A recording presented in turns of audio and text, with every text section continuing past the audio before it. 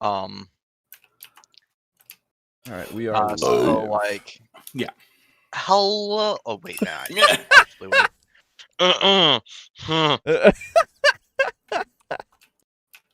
All right, so boop, boop. We're good there. That should be good. I think we're good. I just think the immediate.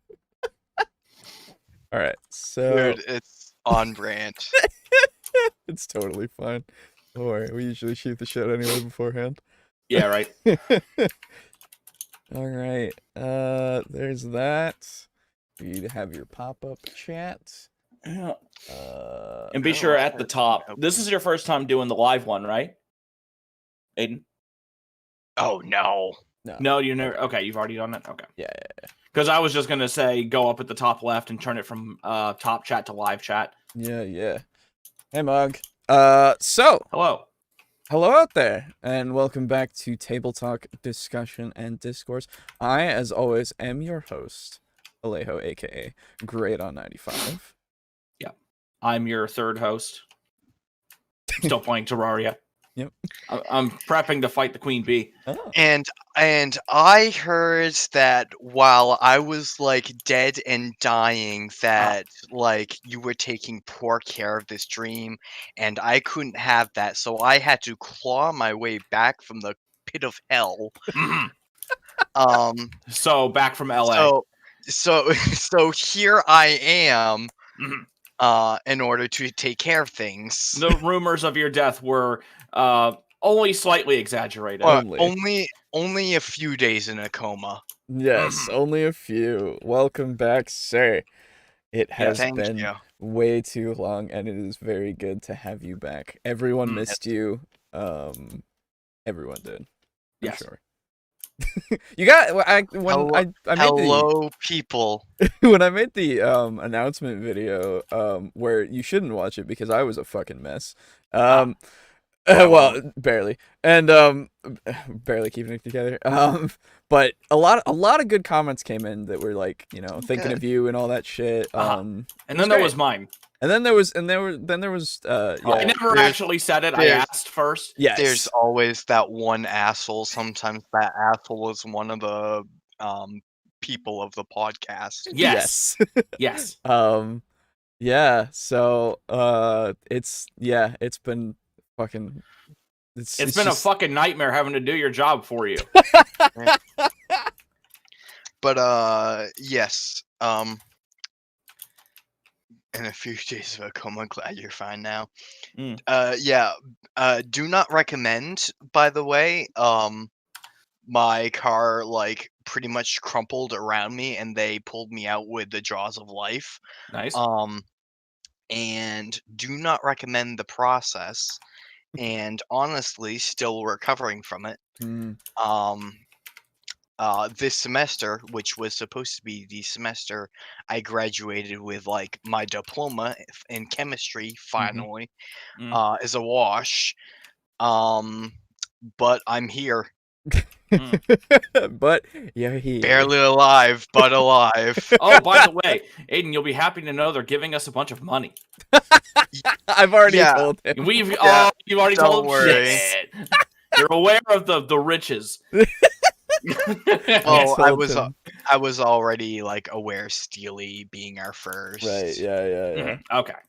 But no, I was telling him how fucking surreal it is.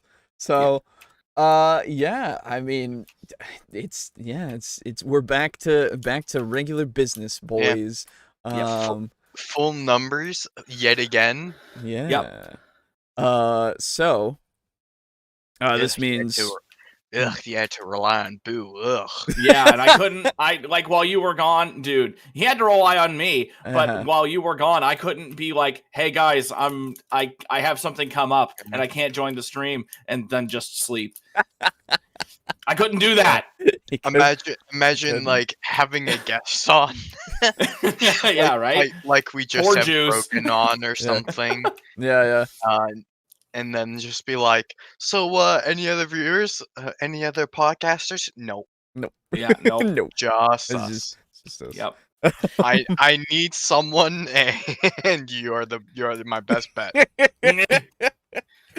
Yeah, we had Juice on for one thing, and it was just the and it was us. actually hilarious. But it was good. It was good. We've been doing the thing, so it's been all right. By the way, Aiden, never do a voice again. It's racist. Oh, that's right. Yeah, apparently we're not supposed amazing. to. We're not supposed to do those anymore. Well, I already don't drink glasses of water, so. We'll just never do a voice for your work character. and sacrificing sleep. Yep. You're welcome. You're welcome. It's difficult to do sometimes. Yeah. I do it. Oh yeah. So today. Oh right. Before we I've almost forgotten the process because I've been so excited that you're back. Comments first. We only have one. And yeah, we only have one comment. Where's Aiden? The show is a lot better with him. Right, exactly. That was the only comment. I'll blame him. Yeah, that one comment left by me. Right. But it is quite literally just from episode 26 where we were talking about the first time we talked about how it's played. That's his new channel name. Oh, aka Basics for Gamers. And Cody's like Pathfinder 2 versus 5e video. And then the comment is from August 3 and it says, "Boy, that Pathfinder video of Cody's aged poorly." Now, to be fair, I will say his that video is still a good way to introduce people to the thing because it is still like a good enough video. It has a few things wrong with it. I should actually watch it again and see how it is a month later. That is, we should actually do that at some point. Like, just like not on the stream, but okay. No, not on the stream. But it is still like a good way to introduce people because I think it does make it so that it looks like, because Pathfinder is very comparable and very like it's not as complex as people say. It is more complex, yes, but it is not like hard to figure out. Yeah, it's not ridiculous. Yes, like in later stuff people will say. But wow, really? Wait, since the Cody drama, he only released one video and nothing else? Gee, I wonder why. Really? Damn, I didn't know that. I haven't been keeping up because I don't care. Yeah. Maybe that means he finally learned he can't write for himself and he needs to hire a fucking writer. But that would actually, I'm not gonna say that. Okay, that would require the intelligence for self introspection. Yeah, no, I'll say it. Yeah, okay, yeah. I'll fucking say it. I'll be the bad guy. One of us said it. I'm still a guest. I'm a listener. Well, to be fair, Cody has droughts a lot. That's true. That is true. That's fair. But yeah, you know, it's not that's not what we're here for. It's fine. Not today, anyway. No, not today. Hopefully, not again for a long time. Not for a while. Not until I don't know. Anyway, so yeah, that's that. And of course, as always, we are brought to you by viewers like you, which we will talk about later on during the middle and the end section. Yes, thank you. I've been finding a resource for Pathfinder 2e for easier character sheets and cheat sheets to make the game easier to play / run. Oh, there you go. Ooh, yeah. Nice. Hey, we got some great commandments off these terrible hot takes. It is true. You mean demandments? It is the demandments. Yes. Don't you forget. Yes. They're fucking great. That's fucking that list is great. But yes. So today we're gonna be covering a Matt Colville video. Oh hey. He is if you don't know him, he's got a bigger channel. He's been doing like actual plays and other stuff, and we covered him once before, I think. Yeah, I think so. And he is this time talking about running D&D, which this also applies to any other tabletop, I think, anyway. but it is called Running D&D Engaging Your Players. And so yeah, he's a big voice, and it's going to be interesting to see what he says about it. I've watched a little bit of it, and it seems interesting to talk about. Boo, are you in the watch together? No, I'm about to join it right now. Okay, cool. So, yeah, that's about to cross the finish line. Come on. Well, apparently, I got to make a new username on here. Dude, they changed the way that it works. Now it like asks me if I want to be me for my nickname, and I'm like, okay.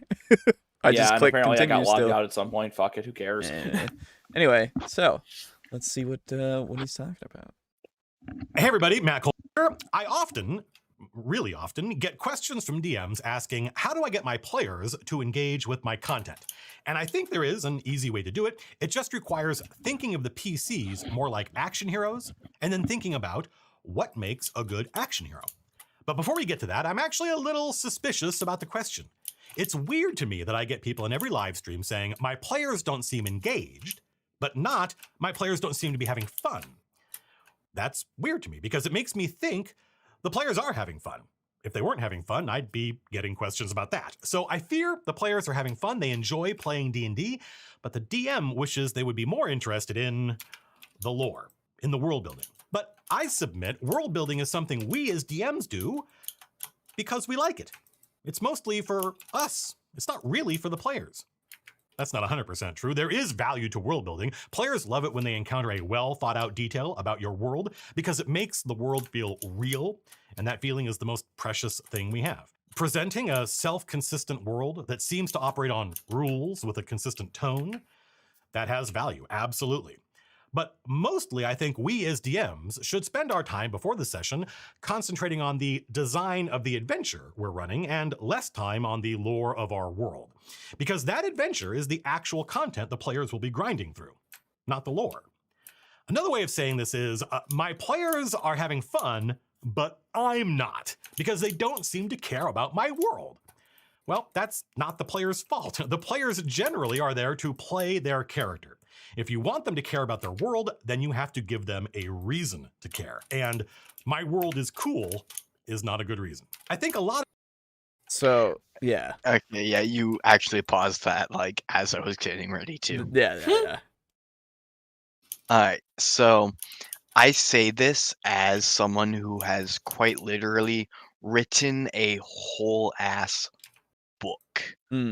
Like a book, like a short booklet. The Hobbit, yes. For a player. Like, not even a whole party, a player. And if that player decides, fuck it, I don't care about that book. I don't care about this character's brother. I don't care about their father. Right. And I don't care about their father hunting vampires. Sure. Yeah. Like, quite literally, that is their choice. Yeah, no, absolutely. Like as a DM, it is my responsibility to come up with content for you. But the choice to chase that content is up to the player. Yes. And you as a DM need to be okay with them saying fuck it. Yeah, oh, absolutely. Absolutely. I agree 100%. It's one of those things where this is an interesting, like, cuz we're not I think being asked why are my players not engaged doesn't mean necessarily that it's not also they're not having fun. It might be tied in a couple of ways, but so this also depends on level of engagement of, like, are they actively role playing? Are they looking at their phone a lot more? Like, there's many things here that that you can judge the levels of engagement with. Yeah, you may be choosing to engage with the wrong player. Right, exactly. That also, yeah, absolutely. So, I don't know with the world building stuff as well, like, yes, it is more for a DM, but I also think because of, you know, the amount that you've put in for, and like you said, like, having written your player a book about their stuff in their backstory that works for their character. You're doing that for them. Yeah. And like with the way there is some world building that I do for me, right? Yeah, because I enjoy the world and I want to see it fleshed out. Absolutely. There is some world building I do for my players. Right. Exactly. So the oh god, brain. Hello. Where was I going? Hello. Oh well, it's gone. Fuck. World building. There was some world building that. Yeah. Oh, right. So, the way that I like to run things is it's open world, right? And that means that the world building is super important because I don't have the main like quest line until I've figured out what the character's goals are, right? Or I make an inciting incident and then see how they react to the rest of the world, like what I did with the Age of Magic Fur kind of thing, where it's like, hey, you guys had a great life. Guess what? Fucked. Goblins. Yep. Let's go. Now go Army at your doorstep. Go. Yes, go and see what you do next. And then that became its own storyline, and plus that is also a story of discovery of things about the world, right? And how much of it you engage with is up to you. And one known at once, his character nearly died, and I grabbed him out of there and got out of there, but I left his gear. Yeah, that's right. That's right. And then he died later on anyway. And then the universe killed him. Hell yeah. Yeah, we were talking about that a few weeks ago. Oh man. Yeah. So how good. Basically Kalungo has just become a thing. A thing for us, yeah. Yeah, like you make a character and their shit, they become a Kalungo. Exactly. Right. But yeah, so it all depends on the style, I would say. And how much it matters, because you can tie these things like together very well, I think. If you're running like a one-shot or an adventure like module, then I think those things, or adventure path for Pathfinder, those things have their own, world building and stuff that is, or they have their contained world building that you could expand on if you wanted to just put it in there for people to find in your world, and actually link it up. So I don't know. It's one of those things where I agree to an extent, but there are exceptions. So I was gonna say I've been guilty of this as a DM, says Draco Kraken, not being happy with my players don't interact as much with the lore, which it's one of those things where if they miss something, they miss something, and it's unfortunate, and you feel really bad because you're like, I made this.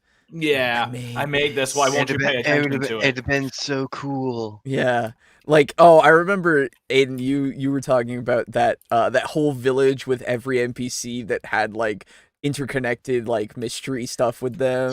Yeah. And then they talked to two of them and then left. Yep. Which well, hey, it was 3. Yeah. That's right.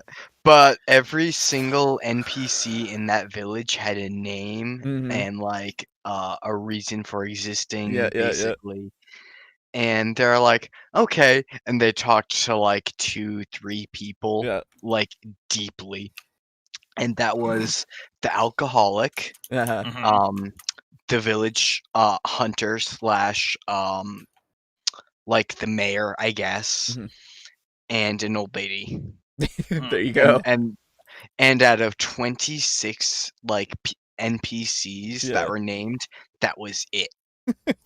Oof. And like they briefly talked to the young child, who is, by the way, going to become quite literally like the main of the Khajiit, which is like a king, basically. Okay. Wow. But he's going to be the one, basically. And they briefly talked to him because he was 10 years old, and then they left. And I'm like, all right, noted that. But that's the other thing about making such like deep stuff is that you can continue to use it and like kind of tie it back into other things if you need to, if you really want them to figure it out. I have plans for 2 months in game down the road. They're like, oh yeah, the main is he's been born and he's missing and he's somewhere in High Rock, but we don't know where. And they're going like to have a bunch of clues that lead back to the kids, and they're gonna go, oh shit. Why didn't we talk to that thing? Why didn't we investigate this more? But like all they know is that there's some weird Khajiit child that's the son of the lumbersmith or lumberjack rather, who punched down a tree and who had like big hairy like body basically. Oh. Weird, I guess, but like that alcoholic though, and I'm like, noted. I don't care. You want to miss out on that lore? You go right ahead. So I've gotten into the habit of after the end of the current plot, I spend 30 minutes talking to my group to review the scenario. Find out what they liked, the challenges, what they want, and look forward to and such. Which is a good thing to do because asking for feedback is torture. Apparently. So as someone actually, and this was the reason that I was initially like going to mention this comment. Okay. Looking for feedback can suck if all you get is sure and like nods of like approval and just like yeah, it was good, and it's just like yeah, no, I know, but like what was wrong with it though? What was boring? Nothing. And, it was fine. Yeah, and I'm like, no, there must have been something. I need to not do that again. Yeah. There are some cases where it is genuine, and that's the most frustrating thing because you have to accept that. Yeah, but like I end every session I DM with asking people thoughts, questions, comments, concerns. Yes. Yeah. And that's because like the D&D session is over, and I'm trying to get like people to start talking about it. Either you're trying to improve me or with them like each other, so I can get like little plot points and like stuff like that. And like people are like, yeah, and I'm like, no, but I need to improve though. No, but no though. Yeah, exactly. Yeah, I try to do that as well, but then I fear I become that self-conscious person asking, "Did you have fun 50 times every session?" Yeah, that's fair. There's points where it's just like that. That you definitely can become that person. Yeah. My plot points and scenarios take multiple sessions, like 4 to 5 sessions, so I don't feel like I'm badgering them. Last game, the group actually talked about the game themselves. Felt great. Hell yeah, dude. That's good. Nice. If you can get them to actually like talk like without prompts about the game, oh man, you learn so much. It's so good. That's when you get like a recording app on your phone. Just secretly record. Like, I'm gonna go use the restroom. Leave that shit on, and then you're like, okay, come back later, and then just stop the recording. And they're like, what the fuck was that? Nothing. Nothing. I record everything. Sometimes it feels weird to like give big feedback / critique to someone running a game for you that is your friend. I get and that's why you often get the no, everything was fine. Yes, yeah, which is why, thankfully for us, we're all assholes all the time anyway. We're all assholes all the time to each other, but it's also like we understand that we want that. Like we have talked about this shit so much that it's like I need the criticism more than I need the praise. Right, exactly. And unless it's something that you're like really proud of, like for obviously I always value the criticism, but the time when I had a certain character betray a certain person and everybody was like, oh shit.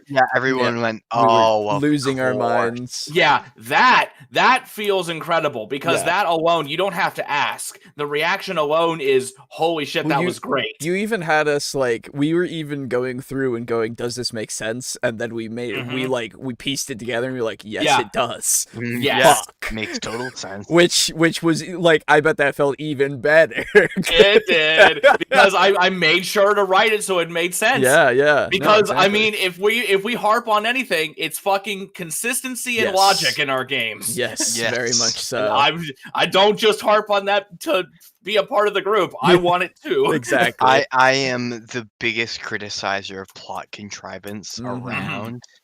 So like, it's important that that's part of my D&D games. Exactly. Yes.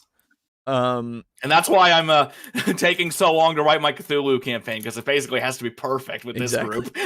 That's true. Yeah, this group. Yeah. And the thing that always gets me, I know that like there's no way for you to know that it was how bad it was, but I'm always surprised at how much you enjoyed the other Cthulhu campaign, because man, it was garbage. Yeah. Oh, I bet behind the scenes looking at it. Man, you know what? I got to blow some dude's head off with a shotgun. Yeah. I'm not complaining. It's true. Exactly. And then you didn't get arrested for it. Although you were in the South, so exactly. I'm in Louisiana. That's gun country. It is. Only place safer would be fucking Wyoming or some shit. Or Florida. Hey, you know what? I shot some dude's head off, and then I went to the cops, and the cops were like, yeah, all right. Fine. Nice. All right, yeah. And I'm like, hell yeah. Bye. Yeah.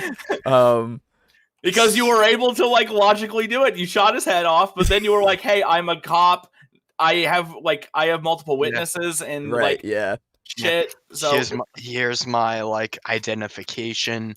I'm from New York. You can call my fucking chief, and he'll be like, "Yeah, he's a good guy. He doesn't just shoot people for no reason." Right, exactly. But most of the time. Most of the time. God help if they're a teenager. Oh man. Alright. Had a murder mystery set on Ravnica. Party decided to kill everyone in the mansion and thus leave the campaign was no longer a murder mystery. The plans of mice and men. What are you talking about?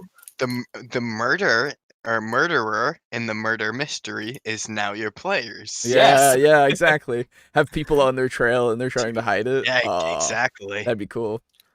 Yeah, that was a welcome back from Royd Rage Rules. That's right. Which I have already responded to. Yes. Oh, I have had DMs ask me at times if I was having fun because I didn't engage much in a session. I let them know that I just wanted to listen and let others get the spotlight. Yeah, that's definitely also a thing, because a lot of the times I really like watching like things unfold. Like it is basically free theater to me, you know. But it is especially nice when a really good scene is going on between players and maybe even player and DM, but like between players, especially for me when I'm DMing, if a really good scene is going between them, like I just love sitting back and watching that happen, because man, like every now and again they might look to me for something, but then it's just like I give them a little bit of information that they need, and then they continue going, and I'm like, oh yes, continue please, I love this. Go my children. Yes. At least that's why I imagine it's hard to get feedback from players. Yeah, the being friends and stuff. Yeah. Hey Indigo, how's it going? And I love how we can only make it 1 minute into a video before absolute sidetracking happens. It's related. Yeah. 1 minute and hey, nearly 2 minutes. All right. Come on. Anyway, let's get back to it. Of DMs do so much work on their world or on their lore that they think the players should be interested in it because I did all this work on it. But players generally want adventure, not lore. So if you need them to care about your lore in order for you to have fun, then that lore has to be relevant to the adventure. Or another way of looking at it is you have to present problems that can only be solved by caring about your lore. And the easiest way to do that is by chasing them up a tree. Present them with an urgent problem that cannot be solved with their character sheet. Because otherwise, they will solve all problems with their character sheet, because to most players, I think, that is playing D&D. They will sit back and wait for the opportunity to use these cool abilities they have or show off their character's cool personality. That is... Actually, yes. Yeah. That personality... I say personality. I don't know if that's the correct word. Mindset, rather, of like, I have a tool at my disposal. It is time to use it. Right. Yeah. Can be very relevant. Yeah. Absolutely. I think when he's talking about like having problems that can be solved with something that isn't the character sheet, that's very hard to do, I think. Because the character sheet is where your skills are, and like, yes, I think it's depends. The skills you've chosen to play for this character. Yes, exactly. And like, I think the usage of lore instead of a skill is good to do at times, but it also depends on your group, right? And it depends on the player, like the characters themselves, what they're going to be doing, because like some of them might not be so willing to go and research, in which case, you could have them split up and do that, and we've talked about how that's fine. But it's one of those things where it's harder to get them to want to research that lore, because that they could just, I don't know, use a spell or something, unless you've made it completely clear that the spells aren't going to work that they have, or brute force isn't going to work, all that kind of stuff, which is hard to do as well, because, hey, there's a wall in the way. I'm going to go buy a pickaxe, right? Like, fuck the puzzle over here that says, oh, ye who, enter, solve this riddle and you can get past the wall. No. I have a pickaxe. That was the answer to the riddle. Right, exactly. And you know what? You chose to sell them that, though. That is true. That is true. But at the same time, it's one of those things of like, hey, you have multiple ways of solving an issue. That, like, we talked to Juice before, and I also do this of like, hey, if you make a puzzle, you don't come up with the answer, you just see how they do it, and you might come up with a couple, maybe, if you really want to have some cool ones, but most of the time, they're going to figure it out some way, They're going to choose option 46 out of options 1 through 4. Yes, exactly. And then you just got to give it to them, because otherwise they got 45 more other options to potentially go through before they find the right one. Yes, exactly. Hey, Kill Chrono. Get player buy-in into the campaign so that they are more invested into wanting to learn the setting. That's also true, right? Like, it depends. It's one of those things, like, beforehand that you set up with Session 0 of, like, the world will matter, right? Like, things that you learn, like, I know that's usually the case anyway, but, like, especially... it does help to say it. Yeah, especially now.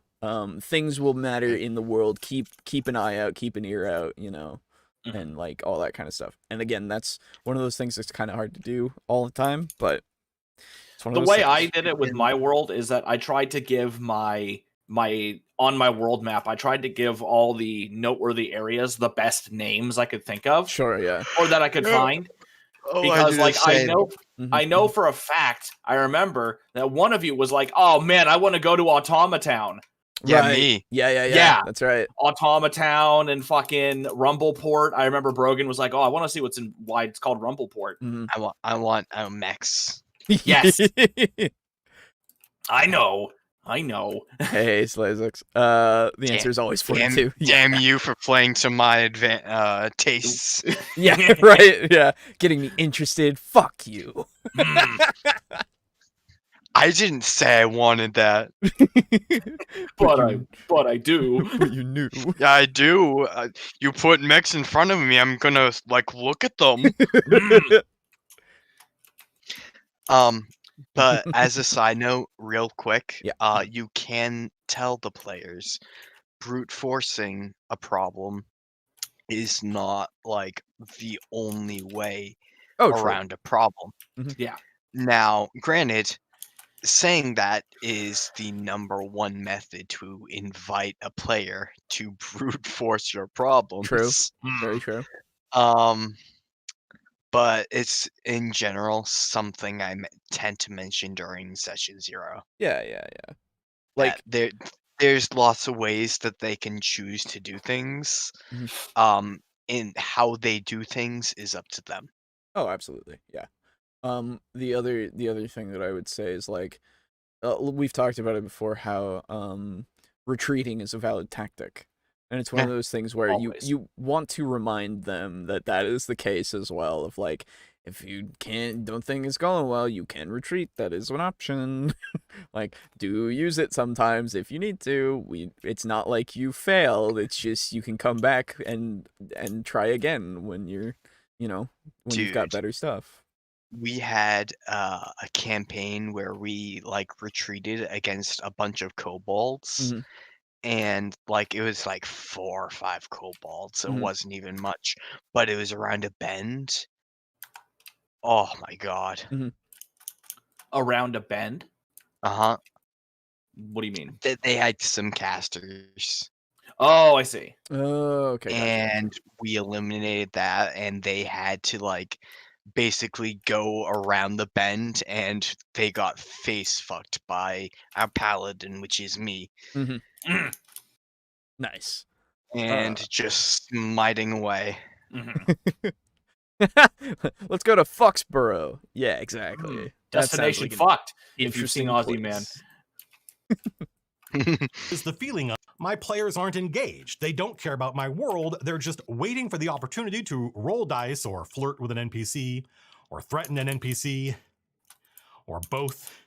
But we want them to be active. We want them to engage with our lore and treat it like content to be consumed. And the way you do that, the way you make them active, is to give them something to react to, which is to say, we need to treat them more like action heroes. There's a million different games of D&D being played out there, and no two are exactly alike. But if I were to generalize what genre of game D&D is designed for, I would say it's an action movie. And the thing screenwriters know, but I'm not sure most DMs know, is that good action heroes are reactive. They are very... So, okay, I let it marinate for a bit, and I don't agree necessarily. Well, he was just saying most, obviously not all. Right, but I still don't agree that most either. I don't know. It's I think hey, Pizza Funk. I think a reason why it doesn't sound that egregious to me is because with all the new players that are coming into D&D now, and most of them hear that, oh, D&D, it's all about like fantasy adventures and stuff. Most of the new players, which will constitute a vast quantity of the games of D&D being played, will probably at least default for that for a time. Yeah, I guess. That's the only reason why. But other than that, yeah, once you start playing more, you'll definitely start trying different genres like intrigue and stuff like that. Yeah, like the way that I always talk about like TTRPGs most of the time is that they are a cooperative storytelling experience, right? Not an action movie. Well, I mean, an action movie is a story. Yes, absolutely, and don't get me wrong, that can be part of it. What I'm saying is though that it feels less like, I don't know, when you say action movie, I think it's mostly the action scenes that we're thinking of, right? And not the character drama, the intrigue, all of that stuff that is still absolutely present and mostly like a bigger part of it, I don't know. I don't find that D&D being an action movie in general particularly egregious. No, I don't find it egregious. I just my brain isn't like able to classify it as an action kind of movie, I guess, because there's so much more. But I will totally admit that it might just be personal like bias and like with my experiences with the game and what I prefer to play. That might honestly be why. Yeah, it's definitely not in general for like what we tend to play. Yes, exactly. But I don't know. D&D is played by a lot of people for a lot of reasons. It is true. I don't get that from 5e. 5e doesn't feel or come off like an action movie. Fair enough. I think he more means what? I think he more is the plot comes to them. Oh, with the reaction stuff? Yes. Yeah, I think so. Like anything, it depends on the group.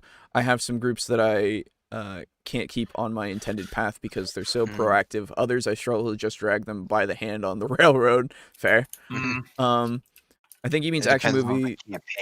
Yeah, I think he means action movie in terms of motivation, not necessarily action. Okay, yeah. Okay, fair enough. One thing Colville said in the past that I agree with is that the bulk of the system is built around combat. Yeah, oh, absolutely, yeah. You can run plenty of styles in the system, but a lot of it comes back to combat. That's also true. That is fair. But yeah, the system itself is combat, so I guess that does kind of do that. I also think if the game is being run by a GM, is either more plot/story focused or more of a sandbox with lots of players' proactivity. Yeah, it can be. It very much can be. If you want more focus on other elements, there are better systems that don't require combat. That is true. Yeah, it is true. What do you guys actually, that reminds me of a question. What do you guys think Pathfinder 2E is? Like, in terms of the it's an illusion of choice. Well, obviously, but oh yeah, clearly. Yeah. So again, I don't know why you should even need to ask. Again, I think it's based around combat still, because it is based off of like what 3.5 was. And I was gonna say it seems, if anything, more of an action movie than even 5e was. I think it's one of those things where with that it feels more action movie-esque, I would say, yes, because the downtime mechanics, like the crafting stuff, it's all done behind the scenes, like between adventures, right? Very specifically. That's how it's run. So yeah, I don't know. I think that one definitely qualifies more because it's more about going on those adventures. At least from what I've played and what I know of it. Like, I'm sure, again, as is the case, it's not that way for all things. You can make the adventures more intrigue heavy or all that kind of stuff easily, right? But from the outside, more of the outside in, it does appear pretty much the same. Dude, it just struck me. I realized something I want, and that is basically an Alien Isolation TTRPG. Yeah, there already is one. Yeah, there's the Alien RPG. Yeah, there's an Alien. Yeah, that's the thing. Yeah. Excuse me, I have to go buy something real quick. Okay. Right. There's a quick start guide, and then there's already 2 pre-printed adventures: Chariot of the Gods and another one. I forget. Yeah. Oh my god. Yeah, and they have a really interesting system for how you can fuck up rolls called the stress and panic system. Ooh. It's really cool. You've done more research into this than I have. Nice. I haven't done any research. I watch Seth Skorkowski. He does all my research for me. That is more research than I have done. If you do want to play in a more exploration 5e game, don't play D&D. Play Adventures in Middle-earth for 5e, which has a lot of exploration/journey rules that got adapted from the One Ring. So yes, can do that, or you can take those rules and use them in D&D.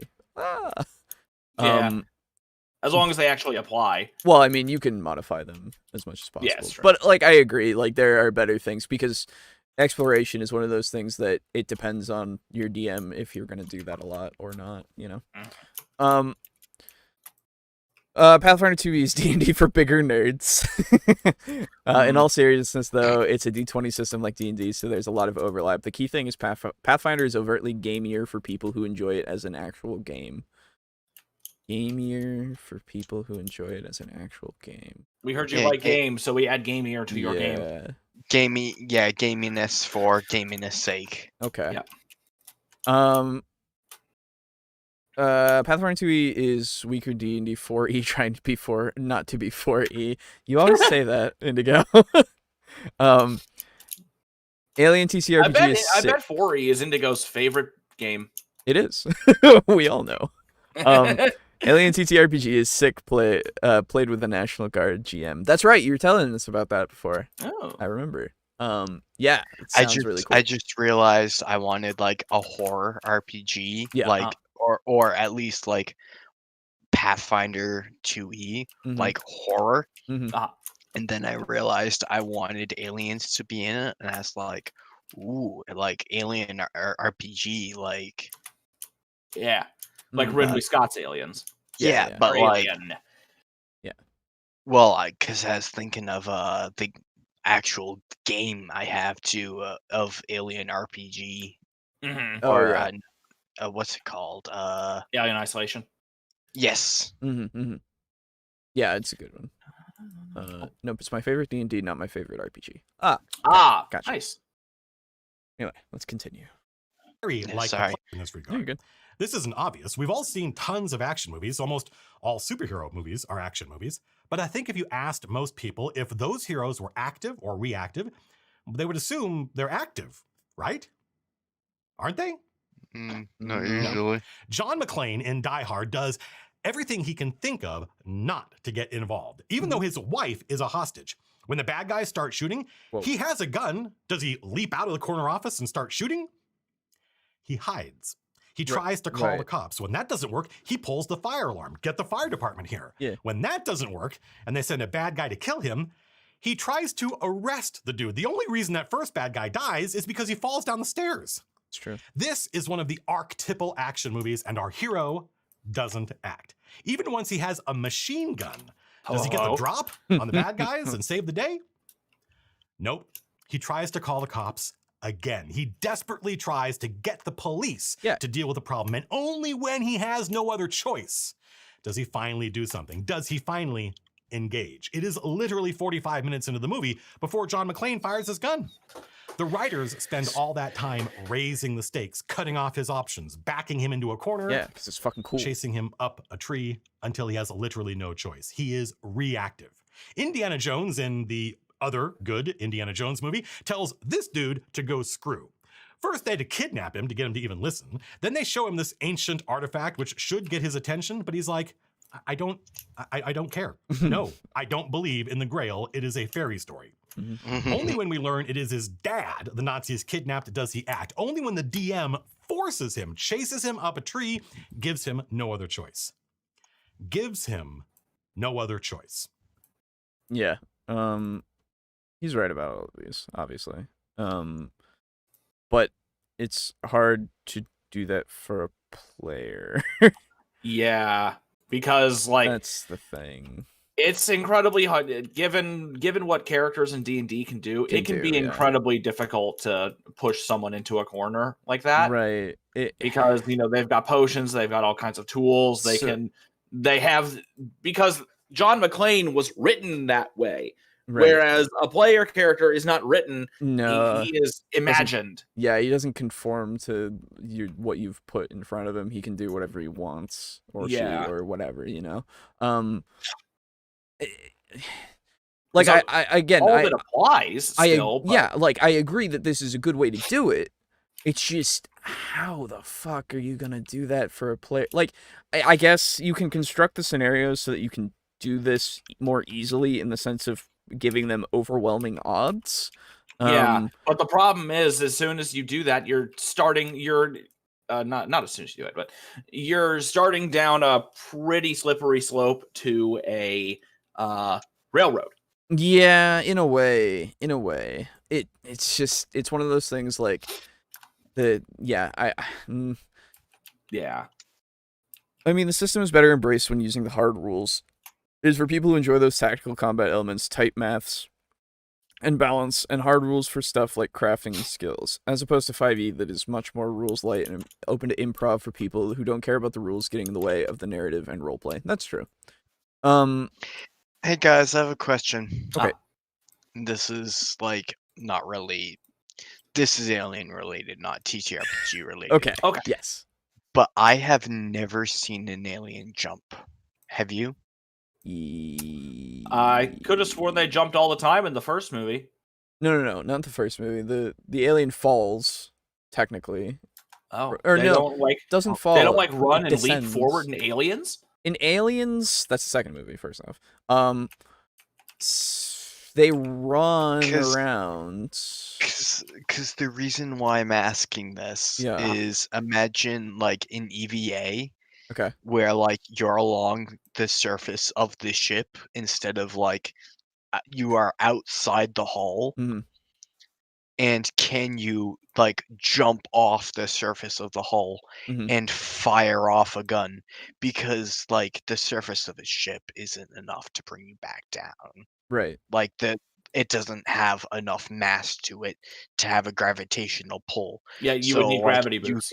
You can theoretically just like pulse along with your compressed air. Yeah. So will they just like all bunch up in a pile, and can you just fire off a gun? Oh, come on, their AI is better than that. Yeah. So I think, well, here's the thing. Again, they're written that way to not jump in the movie. It's clearly intelligent enough to be able to just jump. Yeah, okay. I think because I think it's even like small children who right. You know, I think it's easy to assume that they can jump. Yes. Yeah. I don't see why they couldn't, and I think in the movie it might have been in Resurrection, but you might have. So it wasn't in it. Okay. Maybe like they crawl around and stuff, but other than that, yeah. Jump because of the size and the weight, maybe. So okay, yeah. But like, even if they jump, it doesn't matter because if you've got compressed air and can dodge them jumping, like they're fine. Dude, they're going off into a star. Or something. Yeah. Oh, absolutely. Yeah. Oh, yeah. They're gonna get caught in a gravity well and die. Yeah. Well, here's the thing, though. Here's what would happen, though. If you did that and one jumped and fucking you just dodged out of the way and just kept firing at the others, they would just crawl back inside the ship. They're smart enough to know. Maybe. They certainly display a fuckload of intelligence in the movies.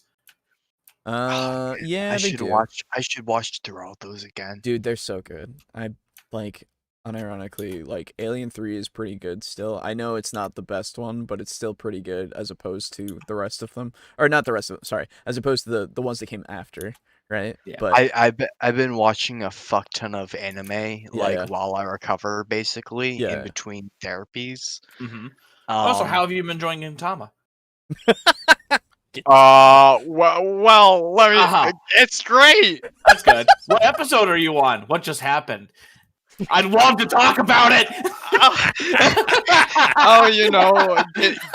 Gintoki struggled that they had stolen his junk and replaced it with a screwdriver. You're not at that episode yet. That was episode 247.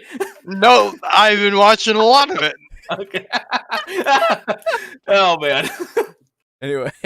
Yeah. So you've been watching a lot of anime. Yeah, but like I should watch through those. Yeah. Oh, absolutely. You should. Like I should like do up like the 1980s movie buff. Hell yeah, dude. I actually have RoboCop on Blu-ray that I still haven't actually taken the time to watch. Yeah. Oh, I love it. It's such a good movie. It's such a good movie, dude. Dude, I still need to watch the remake. Oh. I haven't watched it mostly because I don't want to. Yeah, dude. You know what I love is how Monster Hunter came out in the movies and like no one is talking about it. Dude, wait, it came out? I'm so glad. They know. It came out? When did it come out? It came out a while ago. Like what? It is like airing. Oh my god. That's crazy. And no one gives a shit. Wow. No one is talking about it. We're off topic a bit, but yeah. Die Hard is the best Christmas movie ever made. That's true. Yes. What he's talking about works better in movies and TV shows than in RPG milieu? I don't know media. That word. It's media. Which is about the social dynamic of being part of a group and the players play the game together. Yes, I think it works better as a TV or movie instead of the RPG. Railroading. Yeah. They jump in Mortal Kombat 10. Oh yeah. But is a railroad even that bad if we allow it to jump track with enough effort? So yeah, it's one of those things where it's one of those more concealed railroads of like, it's not really a railroad because you'll allow them to do whatever they want, and if they just get off the ride, then they can get off the ride. So I don't know. It's one of those things. Or if you at least admit that there's a railroad for a short period of time. Right, yeah, that as well. Yeah, just trust me goes a long way with players. Exactly. More alien stuff. That's weird. Who would ask for that? Weren't they they weren't animatronics. Some of them were puppets. It was cool. And some were suits, actually. It was neat. Anyway, sorry. If anyone has any movie recommendations, let me know. I'm gonna watch a lot of movies soon. You should watch Terminator and Terminator 2. Sure. They're really good. If you can find it, you ought to watch Godzilla versus King Ghidorah. It's actually really hilarious. I've already seen that. Oh, the one where the introduction of Mecha Ghidorah, that one. Hell yeah. Yeah. Now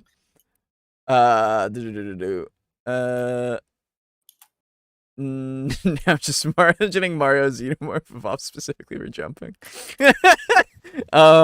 Aliens, good movie. Yes, multi-track drifting. Still get why facehuggers die so quickly, dude. It's because that's their purpose. They're like bees. Their purpose is literally they impregnate bees. and then they die. Yes. Stunt people died making that Monster Hunter movie. What? Is that true? One of the stunt people apparently died. Holy shit. Oh, of course he did. That's horrible. Well, he's a fucking pleb. Okay, so actually the director, right?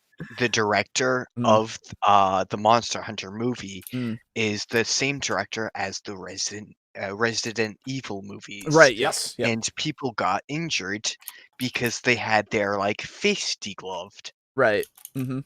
Face what? Degloved. Was degloved mean? Basically imagine the skin of your face was peeled off. Oh, so flayed effectively. Yeah. Yeah. Kind of. Oh. What the fuck? How? A cameraman mashed into a camera. Oof. Oh. And you know how every single camera has the lens, which is flat. Yes. And then the kind of cup portion of it. Yes. Yeah. Now imagine mushing your face into that. I'd rather hard not. enough to actually cut you. Jesus. Yeah. Wow. Well, he was on a motorcycle. Oh. Gotcha. Yeah. Okay. And he was supposed to pull up short, but But they changed the stunt last minute, and they didn't tell him. Oh, good. And Communication's hard.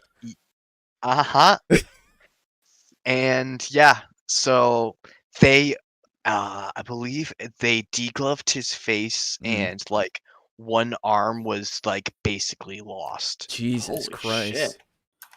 Yeah, it's horrible. They've got a long history of injuries. Well, good. I'm glad he's still making movies. And not one of directing them killed a guy. Yeah, Jesus. But that being said, actually, while I was in the hospital, the movie where I believe it's the last movie where they were on the ship, and it's the same portion that gets reviewed by Red Letter Media. Okay. Where they kick the mirror that's falling from the ceiling downward into the dog and shoot him. Sure. And Wesker is dodging bullets, but he's actually getting punched. Okay. I still haven't watched any of these movies. I should. I really should. That part was on, and I'm like, oh hell yeah. Nice. Some shit movies. Let's go, boy. Have Have you watched The Room? I've watched The Room. I think we've Oh, all watched yes. The Room. I have not. You have? Oh, Wait, dude, you've never it's on seen the The Room? It's on the list. Then it's on the list. Oh yeah, it's on the like, list. You guys have seen Birdemic too, right? I have, yeah. I have not. Oh my god, it's also on the list. Yeah, that fucking dude. Not 2. 2 is way less enjoyable. Yeah. 2 is fucking bad. Birdemic, Shock and Terror. No, dude, I think we put those on the list for dismal or dreadful depictions. In fact, even. Sick. So don't worry. Yeah. I just the only one I remember was that Dracula movie that you guys kept talking about. Yeah.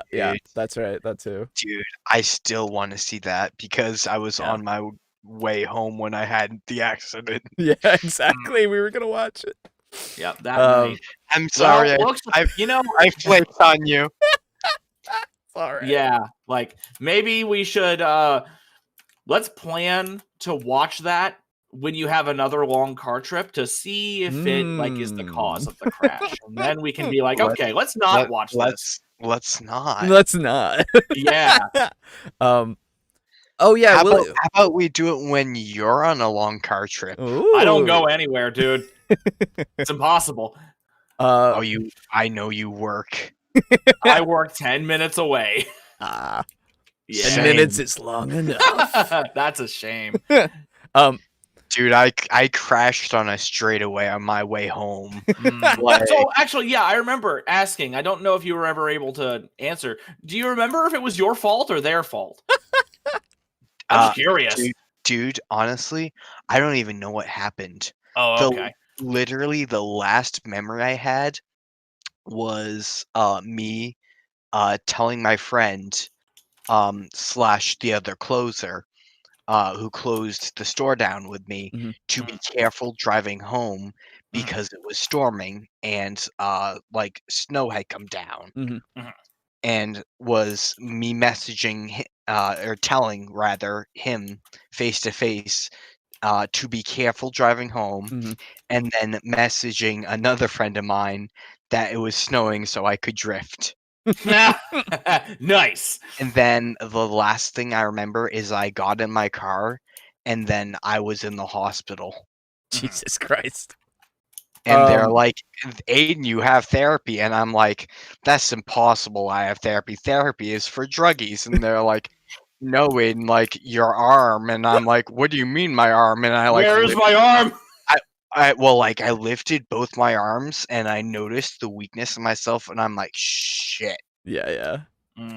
Oh yeah. Also, I was trying to get below 200 pounds. Yeah. Because I was at 203. Which is like, it's below the margin for obese, but like 29.9 is your like BDI, BMI, OSI? Body mass index. Yes. So like it's below the margin for obesity, just barely, and I was like, fuck yeah! Now all I need is to like get below 200 pounds. Yeah. And I woke up and I was 178. Holy shit! Well, that's Jesus Christ. And I'm like, yeah, all it took is like a near-death accident. Jesus. Now just don't gain it all back, otherwise you're gonna have to get on another one. Oh no, that's not a problem for me. I was/am on paleo. There you go. Nice. Okay, why is this bird doing that? Yeah. More movie recommendations. I heard Willy's Wonderland. I hope that's still fun. Dude. Fucking Willy Wonka. Oh, yeah. Well, Willy Wonka. Oh, yeah. I saw that. Charlie and the Chocolate Factory. Yeah. That's right. Yeah. Yeah. So, time hit the way and bulk up. That's true. Dude. Leave it to Paul W.S. Anderson. Direct another Capcom movie and yet again star his wife as the leading role. That's true. Of course, dude.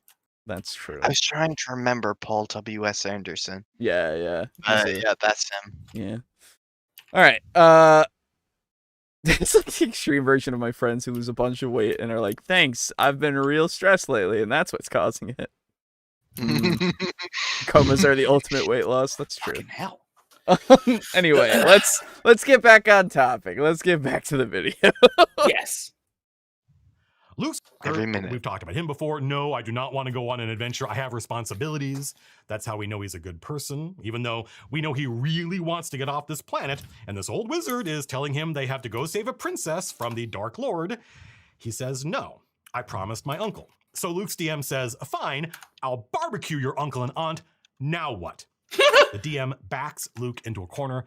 Then he starts to act. Then he starts to engage. Right, again. Think of all the world building Luke's DM did, which he never would have learned about if the DM didn't force him to react. In fact, I think if there's a weakness in The Hobbit, a book I think is very close to how normal D&D is played, it's that Tolkien didn't know this. He was not a professional storyteller yet.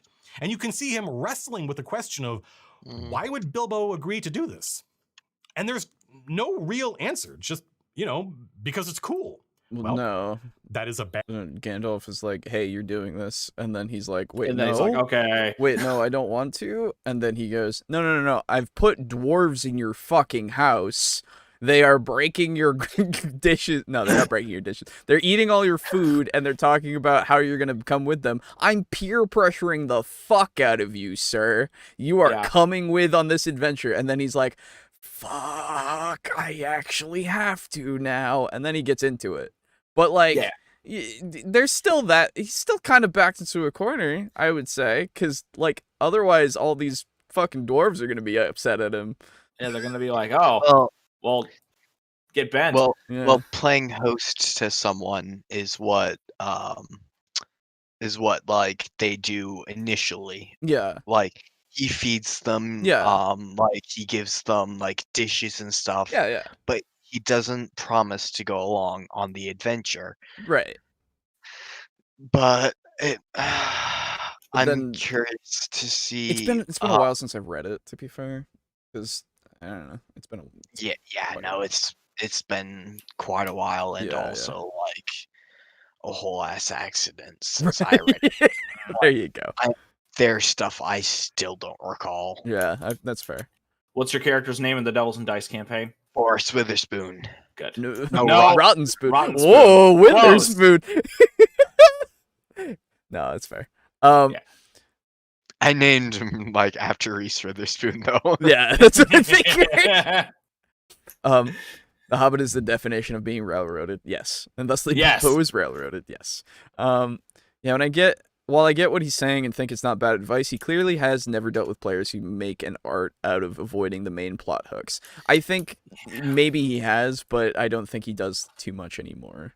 Bilbo ended up liking it, though. Yeah, absolutely. It's like trying to wrangle children. I didn't like the movie. That's all I know. And those dwarves and Gandalf are freaking mean to Bilbo, too. That's true. Yeah, they were, actually. They're kind of dicks. Hey, Steely. Welcome back. Hello. Aiden, you were missed. Hello. There you go. Hey. The boy's back. The boy's back in town. The boy is back. He never left town, but hey. I was told what was occurring about the podcast in my absence. So he came back. I crawled my way back. Almost everything we know about Bilbo tells us how much he likes staying at home, smoking tobacco, and eating large meals, and just being a hobbit. Tolkien never has a good answer to this.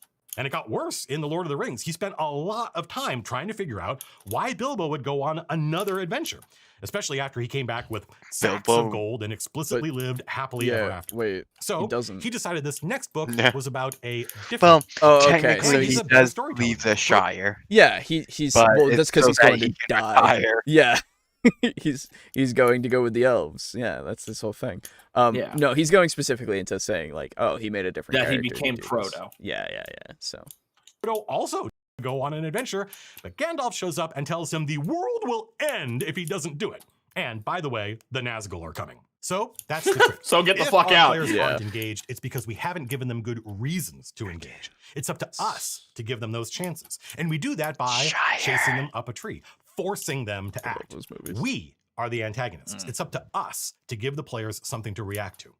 I keep saying you have to chase them up a tree, back them into a corner, give them problems they can't solve with their character sheet. What does that mean? Well, challenging your players Early is level. probably a subject deserving of its own video, but generally it means problems that threaten something they care about that are too powerful to stop with swords and spells.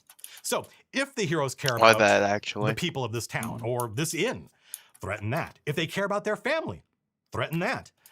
But a lot of players, especially when we're young, make characters that have no attachments. I certainly did that. All my friends did. In the real world, as kids, we have people we care about, but many of them annoy us, and we have many responsibilities and very little power. So we make characters with no attachments, no responsibilities, and a lot of power, and that is part of the fun of the game. And I am not here to tell you that's bad. It's not bad. NPCs. It's fun. But it is probably a phase, and people will say that you'll grow out of it, but really I think you're just going to play so much you get bored of the silent killer with no fixed abode, aka the murder hobo. But you absolutely can chase that character up a tree. It just involves being a little more direct, threatening them directly. A lot of new DMs hit upon the idea of taking something away from the heroes. This is dangerous. It can work, but I would say that your what you've presented here is also dangerous to do, backing them in a corner. Like, yeah, I don't know. It also could do the same kind of thing of like if you're taking something away, because you're literally going, hey, for specifically for these characters that have no attachments, it's like, hey, you're gonna go on the adventure, whether you like it or not. It's like it's more railroading. Yeah, we're venturing more and more into railroad territory, but it's like, hey, like I understand we're already playing the game where we're making the characters to go on the adventure, but if we're doing this in a way that we want it to make sense, we've already kind of come up with this beforehand for the backstory for these characters, right?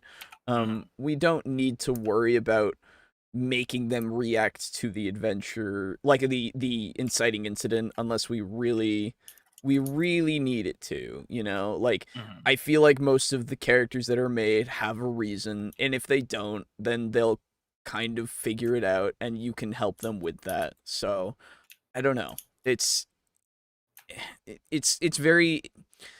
one of those things where I think that this is good advice to an extent. Yeah, you shouldn't always do this. Yeah, I don't think I feel like this is more of a last resort kind of thing. Yeah. Or like you've given the plot hooks for them to say, hey, let's go and do this. And then if you constantly throw out plot hooks and they don't do it, and like the game is suffering because of it, and like here's the thing, like specifically if it's suffering, if it's like, hey, there's bandits outside, you want to go fight them? No, I'd like to work on my blacksmith shop. It's like, okay. You just change the campaign, right? At that point. Yes, because then, you know, they're still advancing, they're still doing things, the plot is still progressing. It's just, you know, they're just doing it in their own way.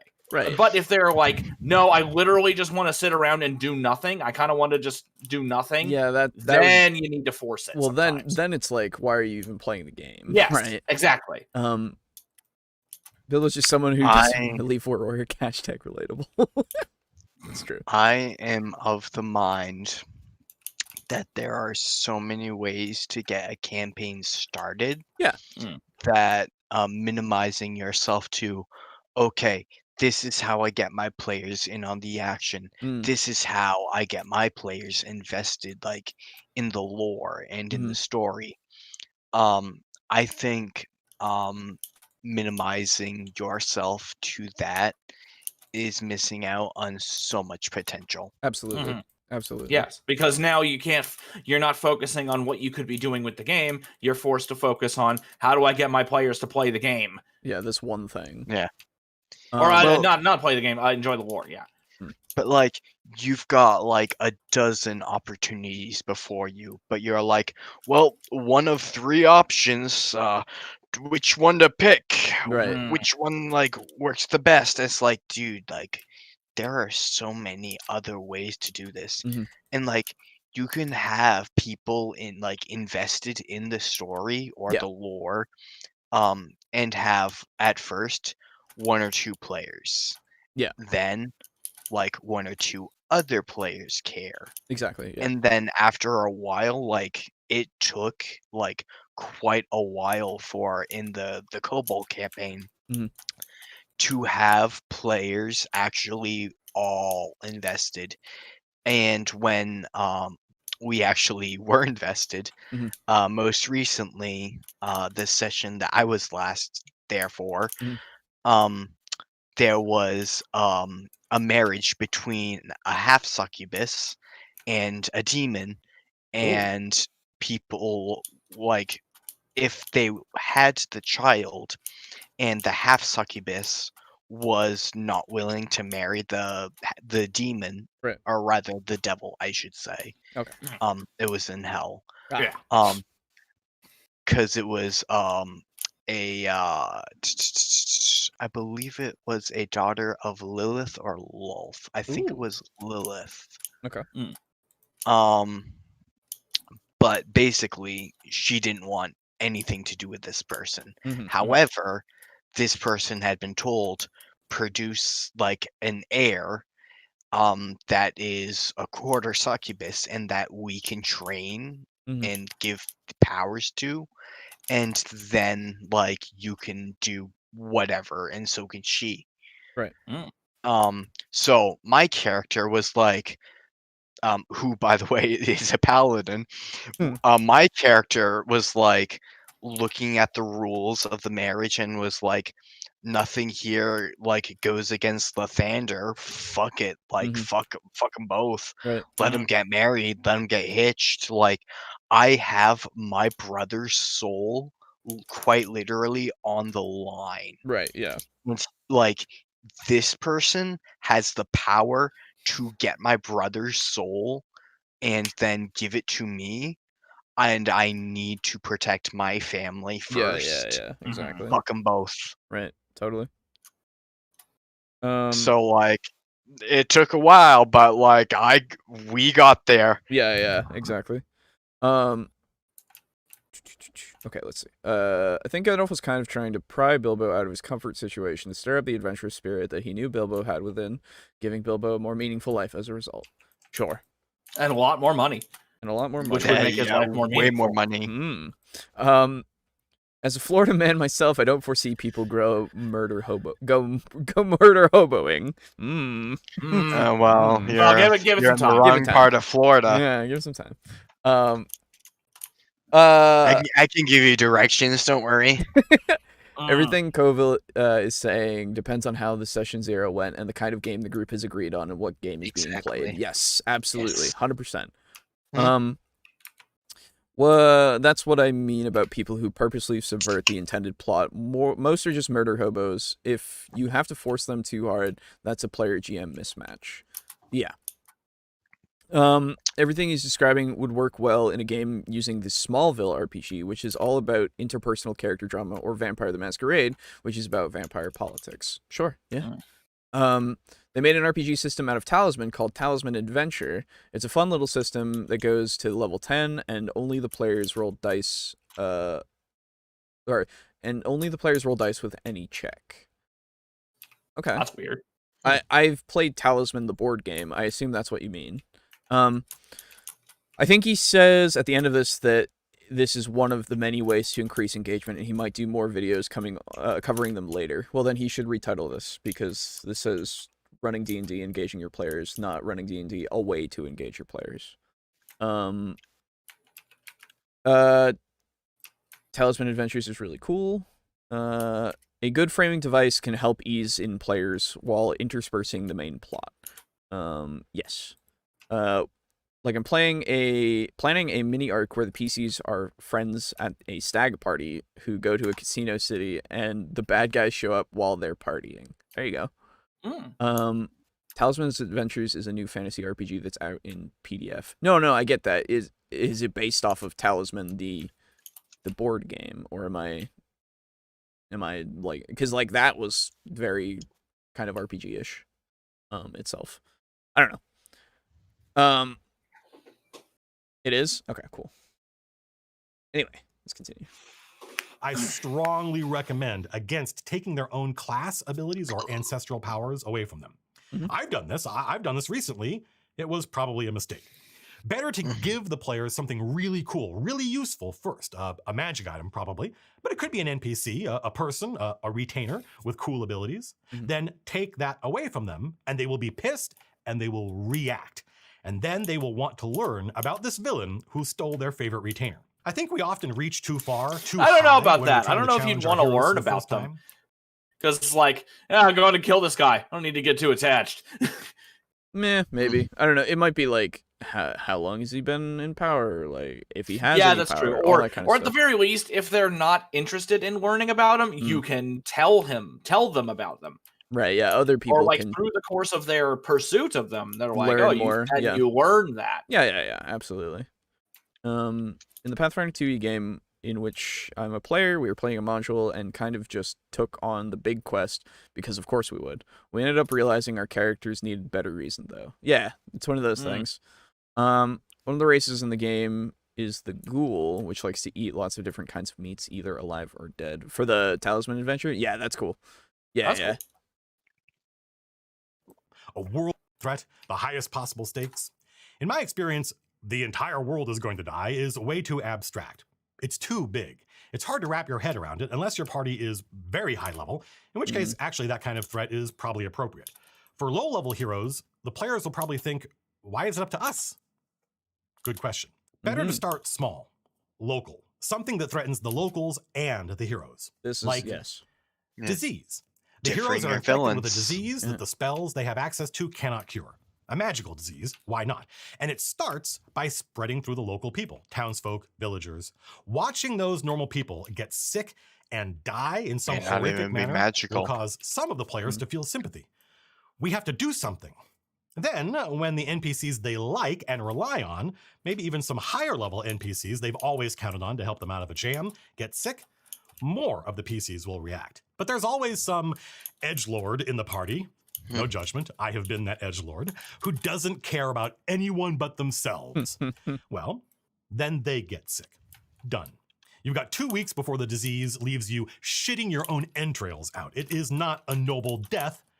What are you going to do?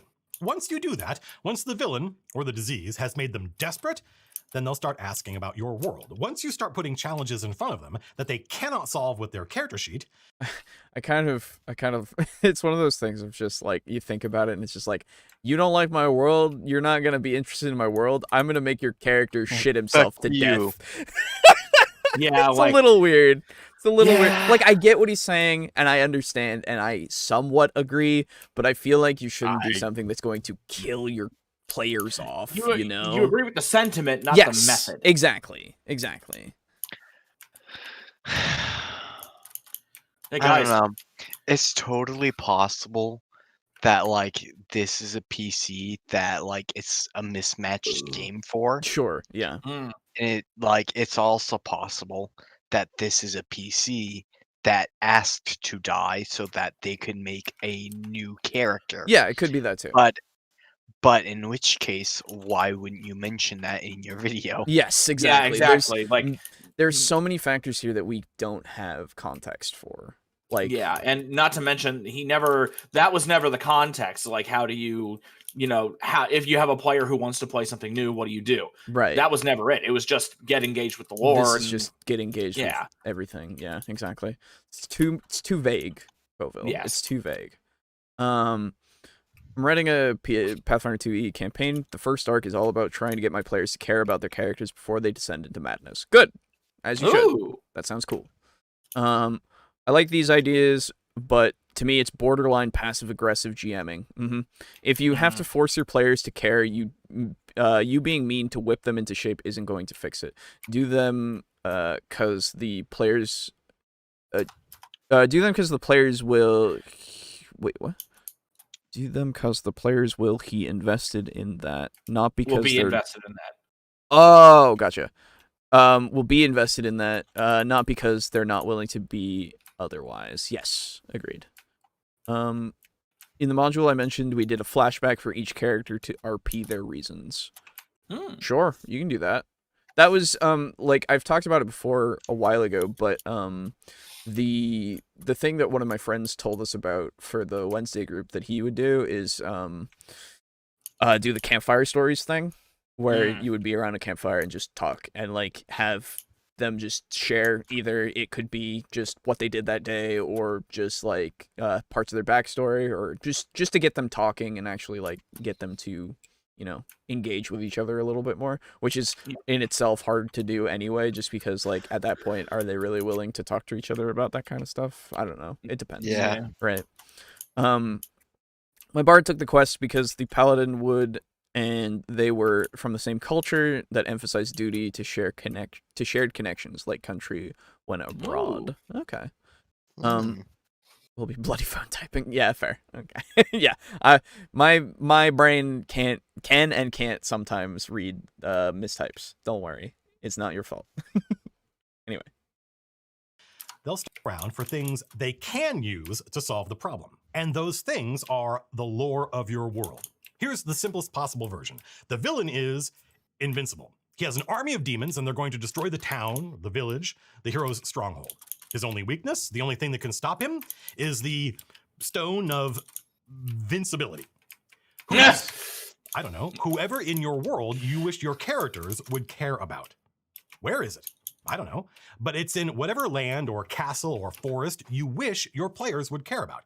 You made all this lore. Now you have to make it relevant to the players. And your lore won't be relevant to the players until they see it as a solution to their problems. If they can solve every problem with their character sheet, then they don't need your world. This is why plot coupons are so popular in pulp fantasy and action movies. We got to collect all these things, these MacGuffins, these coupons, and once we have all of them, we can redeem them from the DM for the ending of the adventure. Think about it. How many action movies have you seen that boil down to we have to stop the bad guys, so we need to run around collecting items or secrets or notebooks or codes until finally we have what we need. When it's right, that's a very common trope that doesn't mean will lead to a different thing. Yeah, it's a common trope that doesn't mean it needs to be a different thing. And I'm describing Star Wars, by the way. Right? Yeah, exactly. I knew. I was thinking that too. It can be done. It's a common trope, but it can be done very poorly. So anyway, the mismatched player thing never sits well with me. If I straight up kicked a player out for being the I don't care person, I wouldn't have a game. I don't have the luxury of choice in players. That's just unfortunate. Yeah. There's not. Yeah. It sucks. I can't really say anything to say, hey, you should do this. No, if that's just the situation you're in, that just sucks. And I wish that it wasn't. Campfire stories, or as I sometimes call them, elevator chats. Yes. Hey. Does anyone miss our chats on the elevators in the Citadel? I have a shotgun. Yes! Mass Effect! I fucking loved that line because I was like, I do miss them. And then they shut them down. And I was like, damn it. Because there was so much interpersonal shit. Man, Mass Effect 3 has some stuff that's wrong with it. Wasn't that in 3 or was that in 2? I don't remember. I think it was in 3. Anyway. I think it was in 4. I've never played any of them. You should, dude. They're really fun and really good, actually. Well written. And big lore. Big lore. Anyway. I expected him to say the One Ring, not some stupid stone. I got 3 guys, and I am unlikely to ever have new blood past them. That sucks, dude. I'm so sorry. Dude. I'm so sorry. That's rough. Yeah.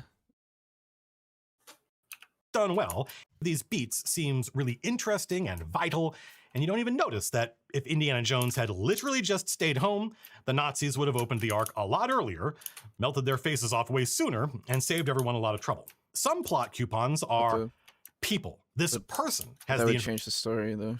It's then it's out there in the world still. Oh, I should watch Indiana Jones. You really should. They're really good too. I've never watched any of those. Oh my god. Oh my god, you and Brogan.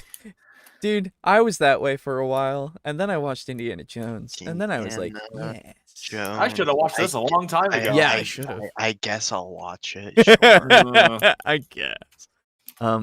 Casual reminder, Legendary Edition comes out this year. If it ends up not being a shitty port, pick it up. You won't regret it. That's true. There is the Legendary Edition of Mass Effect that you can get that gets all the games together and all their DLC. But what about Andromeda? No, it's not there. Who cares? Okay. No one cares. No one. Who cares? No one needs that. Who plays that? Yeah, exactly. I hope it's not a shitty port. Fucking, oh god, they're gonna fuck it up. I know they're gonna. What fuck are they porting it to? Just a bunch of stuff. They're just remastering it basically and putting it all together. Yeah. Which, I mean, if you're just remastering something, how do you fuck that up? Many easily. ways. Yes. Really? Oh okay. Yeah. I guess I've never played a remaster that was like trash. Exactly right. They usually have love and care, but BioWare now might be bad. So yeah, it is pretty bad. Anyway, watch Soylent Green and Doctor Strangelove, absolute classics. There you go. Noted. Some plot hooks aren't items but people. Psych, I'm the bard. Every NPC is an item for me to pick up. Nice. Warcraft 3? Warcraft 3. Oh, I never played it. I really should, but yeah, I've seen a lot and I know it, so. The Diablo 2 remaster looks so good. Yeah. Anyway. The information are great. They're one of the most powerful tools you can have because they can be funny or grumpy or flirty or confrontational. And the secret to using people as plot coupons is that people can care about things. They can and should have their own motivations, which have nothing to do with the heroes. This ranger knows how to get through the trackless forest to the ruined keep that has the scroll we need. Awesome. But the ranger isn't inclined to help us. She has her own motivation. She's wrapped up in the conflict between the high elves and the wood elves, and she has very sophisticated ideas about who the good guys are and who the bad guys are in this forest. Remember the video about the central tension? Your players might not care about these cool elves you created, their unique cultures and the battle between them for control of the woad. But this ranger cares, and they need this ranger to help get them out of this tree you have chased them up. Do you get it? You can take any lore in your world and wrap it in one of these little plot coupon envelopes and then chase the heroes up a tree and tell them the only way to get down is to collect those envelopes. The reverse of this is that if you don't take the lore of your world and make it... It's again, we're on that railroady territory. So actually the reverse of this, and I actually saw this today on Reddit. Oh?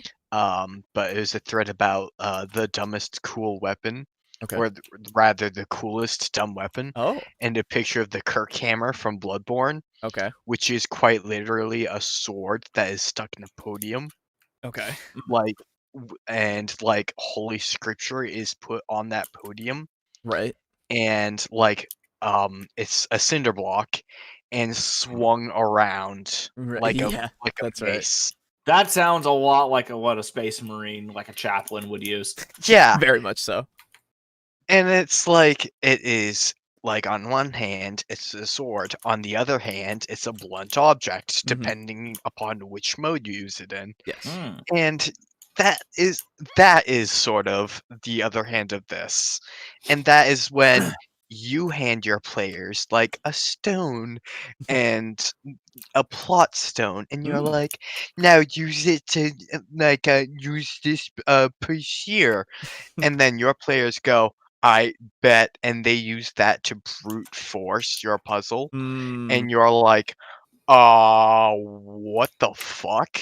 And they're like, yeah, I don't you think I give a fuck? I'm a push through this. Yeah, right. And you're like, oh, okay. I'm not interested in the puzzle. I'm interested in what's behind it. Don't burden me with your lore. That's the fucking I know the whole video. I know not who I am. I know not why I'm here. All I know is that I must kill. Exactly. Well, then you know why you're there. You're there to kill. Burden me not with your lore, sir. Yeah. So it's, I don't know. It's one of these things. D&D Extreme Coupon Edition. Oh my god. Need them coupons. High elves and wood elves summon the elector counts. Yes, very much so. Especially for the wood elves. Fuck them. Especially with the high elves, dude, too. Fucking. They're so much easier than the wood elves now, man. That's fair.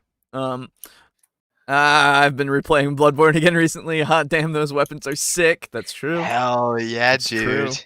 True. Recently homebrewed a weapon for a player that's more or less Ludwig's Holy Blade. Nice. Dude, I more or less actually homebrewed a weapon that was like Ludwig's Holy Blade. Or actually, no, it was Ludwig's hammer, actually, now that I think about it. It's the torque hammer. It's Ludwig. Ludwig, excuse me. It is actually Ludwig. You're right. It is true. That is so. Anyway. Necessary players to interact with, they won't. They won't engage because that is not why they showed up. I talk about some of the mysteries of my game and how no players in 30 years have actively tried to solve them, and people are like, that's crazy. No, it's normal. I made these mysteries, this lore, because I thought it was cool. I don't care if the players never look into it. I think people watching my game as audience members get really involved in the lore and they want to know. Yeah. But that's the difference between people consuming content passively and players who want to roll dice and kill stuff. I often recommend Against the Cult of the Reptile God as a good starter adventure, even though it is really old and lacks a lot of the stuff you would get in a modern adventure. But in fact, that is why I recommend it. It doesn't have any plot hooks. It doesn't have an inciting incident. It's crazy. But that forces us as DMs to come up with our own. Sure. And that helps us develop good storytelling muscles. Sure. Against the Cult of the Reptile God is about a small town. That's completely different than forcing your players to do a certain thing to get them to do. Like, it's not completely, I guess, but at the same time, it's like, oh, okay, so we come up with a different way to do it that isn't just I'm forcing you to play, right? Yeah. Like, but I don't know, man. Like, when I come to a D&D game, I'm expecting something, some kind of, like, you know, you show up to session 1, this game is going to be like this. It's going to be very freeform. Well, yeah, session 0 itself, right? Like, session 0 itself, you already have laid out yeah, you've laid out the expectation of, like, this is going to be very combat heavy, or this is going to be very role play heavy, or this is going to be a bit of both, and we're going to have, and so whatever characters you have, like, we'll build them together, and why not, you know, we'll see how they work together. And like, obviously, if you have a session 0 and you say, oh, there's not going to be, like, anything going on, that's fine. But if that, like, I don't know. I come play D&D because stuff happens, right? Usually. Well, so, and you imagine that you're already going to get your DM to, if there isn't anything happening right off the bat, they're going to make something happen, right? Yeah. You kind of go in with that assumption. So at least I do, because, like, that's the point of playing the game, is for something to happen.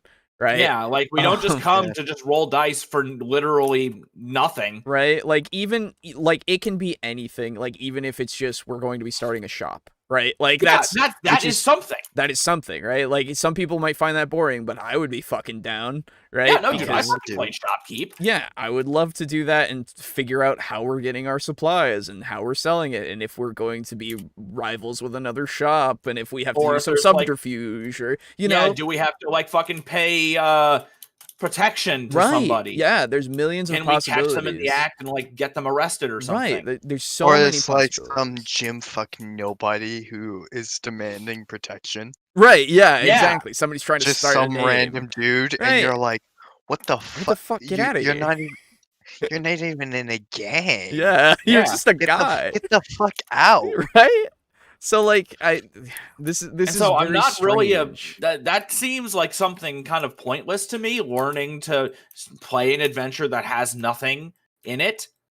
Well, as or a at least plot no hook, story, you know what I mean? Right. Nothing in it, but, like, the whispers of something at every turn. Right.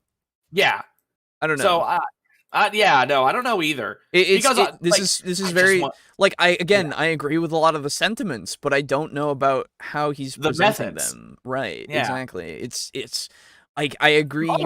You should find ways to get your players to be more interested with this stuff, but I don't know about. You're good. I don't know about all the like forcing them to do these kinds of things. It doesn't sit right with me, because I don't think that this is going to be helpful over time, because then people are going to be like, oh yeah, he always does this.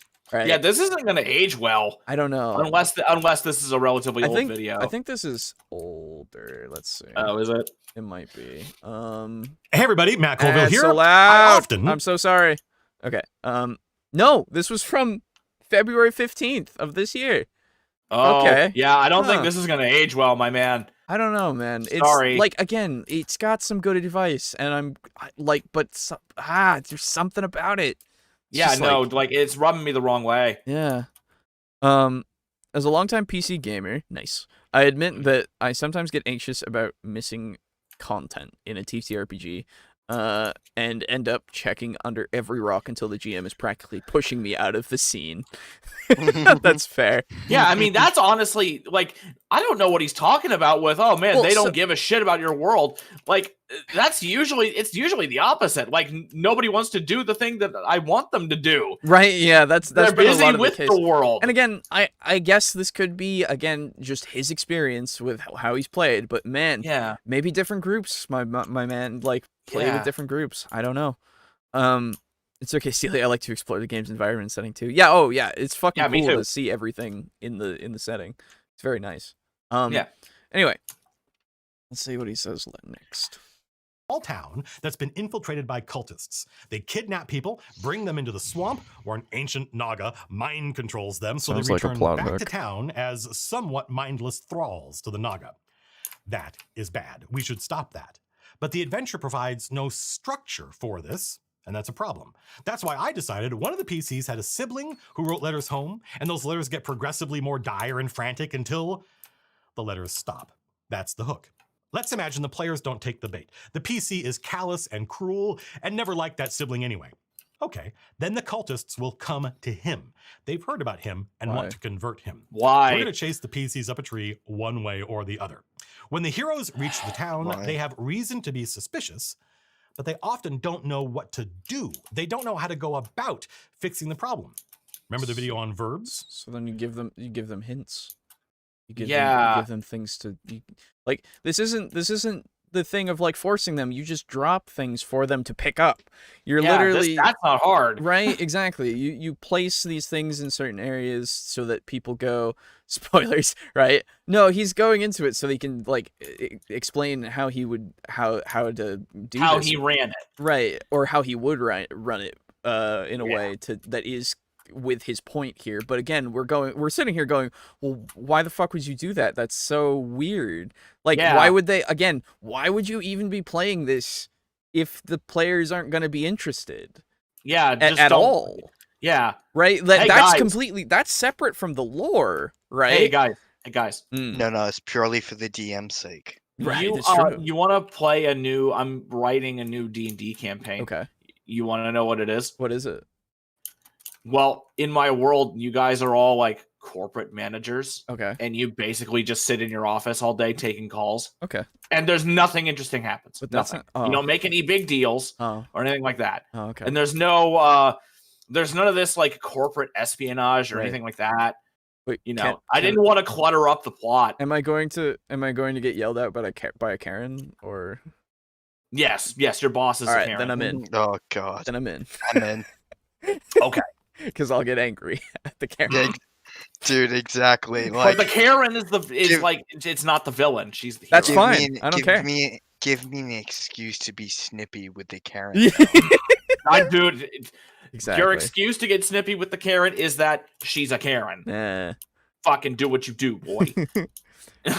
My Starfinder game started with the group getting framed for blowing up a war prisoner exchange, and they just said we go to the next solar system. I don't care syndrome is real. Well, so again, here's the thing. No, they do care. They're escaping. They're escaping it, and so then you have them being like you have consequences for that. Right? Now they're fucking fugitive war criminals. Yeah, exactly. Now that is not chasing them into corner. They put themselves. There. Absolutely. Colville's advice will work as long as the players are clueless to the railroading, but once the illusion gets figured out, it could end a campaign depending on the players. Yeah, because like it's so obvious, right? Especially when you just do it over and over and over again. And again, we are outside looking in, but I feel like even in the game, you would start to notice this shit. Can I get a +1 red swing line stapler? Hell yeah, dude. But yeah, no, it's. This is the thing. You can turn any situation into having it work as long as, like, again, man, for you, Draco Kraken, you don't have any other people that you can do it with, so I can't really suggest anything else for you, unfortunately. But like what we were saying for this one instance, like then they are quite literally like the word gets out to to the next solar system, because I assume interplanetary communication and intergalactic communication exists, right? Yes, there is. Wait, did you say Starfinder or Traveler? Starfinder. Ah, okay. Even so, like, regardless, you can assume that, unless you specifically didn't make that a case, like, they are known as criminals by people. They were known to be fleeing towards this sector of space. People are gonna... perfectly logical that, like, if they... See, here's the thing. You might have a little bit of trouble if they're like, okay, we're in danger. We're gonna go ahead and make a random jump. Sure. But no, they went to an adjacent star system. It would not be a large leap of logic for the galactic police to basically be like, okay, put a coordinate out on all these galaxies, the nearby ones. Right. They couldn't have gotten far. Even so, bounty hunters. Bounty hunters can exist, right? Like Boba Fett himself. Outside the law, or even working for the law. You can have them being hunted by them too. Like, there's so many more things. And if they want to keep running, they can keep running, right? Yes. Like, then it becomes the campaign. Exactly. How long does it take for them to run until they either get caught or they figure out how to prove their innocence? Like, all that kind of stuff, right? I know. Did they say they were framed? He said it was framed. Yeah. Oh, okay. Yeah. I tried the future of the thing, but at some point they were just gonna bow out if it wasn't dropped. Oh, that just sucks, man. That just sucks. I wish you had better players, man. I really do. Why do you think you can't get anybody new? Yeah. The Telltale strategy. Yeah, exactly. Right. I will remember that. Ben. See ya. Yeah. Yeah. Hey, Ben. Yeah. See ya. Yeah. Fucking hell. Yeah, it really does sound like you need some players. It sucks though. It sucks. If you have no way to, that blows. At worst, I would say try scrounging the Adventurers League for like some players that are sick of AL. And like try to get people, like, put out feelers, like complain about Adventurers League a couple times, and look for any kindred spirits and try to look for one, or just say, hey, I need some, I'm a DM, I'd like players. Would anybody like to play with me? There is a specific Reddit LFG. Yes, exactly. Looking for a group. Yes, you can go on there and just look for people as well. Like, I know, we have a looking for group channel right here in the Discord. I realize there's not a whole ton of people here, but that is true. You might be able to find something. The only problem is I know most of us are busy. Most of the people on here are very busy, unfortunately. Yeah, but who knows? It's worth a shot. Yeah, put it there for a reason. Yeah. Give me 1 second. I'll be right back. I just needed to run to the bathroom. Okay. I guess at some point you have to have a what kind of game do you want talk. Yeah, that is also true. Just ask them straight up what they want. That is fair. Because, like, it's Yeah, because at least if you know they're not struggling against you, and you can you can begin to be like, okay, this could be fun. Right. And of course, like, once they say, oh, we want an espionage game, then you can put your spin on it. Right. Exactly. You can still make it yours. Yeah, absolutely. Excuse me. It sucks when players just want to screw up the campaign for the GM and not want to be a part of it. Yeah, it can, and that's why I haven't played with anyone who hasn't been you guys for long time. Very, very long time. Yeah. Last one we had that was really not a proficient role player was Mike. Right. Yeah, that's true. Because, like, even though I know he's Brogan's friend, and he might watch this, but I don't really care. I don't know. He was bad. there were times where it was fine, but yeah, it's fine. I don't know. It just kind of felt sometimes like he treated it most of the time like a video game. Sure. I don't know. Because, like, the one that I always think of is when we were in the Age of Magic Fur, and we were trying to appear nice to the townspeople, and then he decided to growl at the rabbit just to be funny, even though that was 100% wrong to do. Well, yeah, in that moment, one of those things. Yeah, I don't know. It's just it's just how it was. Okay. I live in a particularly small rural town in South Indiana. No game store for 2 hours by road. Shit internet. Aw, dude. Oh, Yeah, damn. okay. That sucks. I already have like 2 games I'm playing and one I'm prepping to GM. Yeah, there you go, Steely. Sad Party is one of them is great and tries to help keep people on task, but yeah, Farmtown Blues. Well, at least you got that one person. Just play with that one person. Just do one-on-one stuff. That's fun. That's fun to do. Can be. Yeah. Well, I think it's fun. Yeah. But yeah, it's one of those things. Yeah, man, overall this video is like half and half. Yeah. Like again, the sentiment is good, but the advice is not. Right, exactly. Basically his entire solution to everything is basically railroad them. Forcibly railroad them. Yeah, it's like, and he's not saying it that way, and I assume like he has no problem with sometimes railroading things, which again, like sometimes it can be. Sometimes you have to do it, right? And it's sometimes okay if you admit it, right? And if the players understand that it's just something that needs to happen for the sake of the story, fine, right? Does it help to reward the good player a bit more as a kind of example of how being cooperative can pay off? Ooh, that's a dangerous game. Yeah, that's a dangerous game to play. Yeah, because then you get resentment building. Yeah. Favoritism can be seen in that way. So yeah, it's like how I don't like inspiration, right? Yeah, like inspiration is one of those things that's just like, oh, okay, so you really like this guy a lot because he keeps doing this, you know?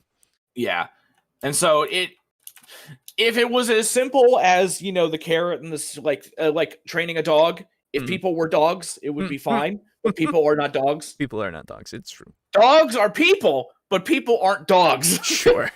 I wasn't sure. Yeah, no, that's why immediately it's just one of those things. Sorry to be a downer. Gotta go. No, you're fine. Don't worry about it, Drago. We'll see you later. Whoa! I got an item that lets me summon a snake jar that like extends up into the sky. Oh, cool. That's neat. Use it to find sky islands. Yeah, exactly. Depends on the game and how experience is given out. So that's the thing as well. Experience being again, like if you're going to reward good behavior, quote unquote, right, with experience again, then you have them always doing that as well. It can be a clambering of like, hey, do I get experience if I do this? Do I get experience if I do this? Do I get experience if I do this? Right? Like, and it becomes a very slippery slope. Yeah, it actually happened in our Cthulhu campaign where you guys started just using skills so that you could get that check. I remember that. Right, that's true. That is true. Yeah, and so that's not going to happen in the next one, by the way. Yeah, that's fair. I don't think we'll do that anyway, because like that was just we weren't really as experienced with playing, before. Just got back from food run. Doesn't look like it makes much of the video. We're about 14 minutes. That's cool. Well, I mean, honestly, because you haven't missed a whole lot, because it's basically just been different wordings of the same kind of advice. Yeah, which hasn't been great overall. But it has been okay. It's been exactly okay. Right, but there are parts of it that are questionable. Yeah. I guess you just can't manufacture a good player attitude. No, exactly. You have to know your players beforehand and figure out what works, right? And like that's why, again, talking to them beforehand, like getting to know your friends more so, and like actually playing with them and knowing how they think and such, like that's usually the sweet spot you want to go for. But yeah, I don't know, man. Fucking, I don't think well, that's not true. I think there's probably a lot more of the case of like these people who have not played TTRPGs before or are being introduced to them through the online aspect because of the pandemic, right? And so we have these people that don't understand exactly how the game works and how to do the storytelling together, and like do these kind of edgy backstories or the edgy characters more so. So like I can see this being applicable more so, but I also, and like they're new DMs and stuff. But I think that this is going to create a bit too many of the bad like habits for DMs to take, like the railroading and such, and they're not even going to know that that's what they're doing, right? Because that's not mentioned at all. They're thinking, oh, I'm just using the back them into a corner method or back them up a tree method, right? Where it's literally just like, oh, you're not, literally if you boil it down, it's, oh, your character isn't going to play, well then I'm going to make your character force play, you to play, right? And for some reason, then it goes, oh, a lot of characters aren't going to want to play, right? And then it's like, why would that even make sense, right? Like, because, again, why would you even be playing the game if you're not going to play? If you didn't have a session 0, if you just straight up went in, then I guess it would be more confusing, right? And then you could... Don't. That's the thing. Yeah, that's the thing. You don't just go straight in. You have a session to kind of... And there are plenty... And I assume Colville even himself has had a session 0 video. Yes, I assume. Right? I hope. I would imagine so. He's been on for a long time. Yeah. So yeah, I don't know. To be fair, this video is indeed better than a lot of the other videos you guys cover. Oh, absolutely. Oh yeah, 100%. And the second video we're going to be covering today will also hopefully be the same case. Sounds good. But yeah, you can, but it depends in part on the reward structure of the game being played. That's fair. It's one of those things where I haven't seen it being used very well, right? Like, again, like with something like inspiration or something with like experience, it can become something that's not great. At least in my experience, I haven't seen it work very well. And I've seen people use it in ways that I'm like, okay, that's all right, you know, like with inspiration specifically. I've seen other people, but again, then I've also seen them go, oh, do I get inspiration for that? And I'm like, like, and then when you don't, then you get the whole, well why not? Well, no, you gave it to that, and then you know. Well, you can, yeah, but I've also seen it become more of a joke, right? Of like, do I get inspiration for that? Right? Like, and then they're like, no, and then he's like, damn. Yeah. Right. And that's fun, but I don't know. It's one of those things. Well, it's not really the idea. Yes, exactly. It's like if you want an exploration focus and you want PCs to travel to various sites, then hand out XP for treasure found. You should do that anyway, I feel. Because, like, XP isn't just combat. It never just is. At least in my mind.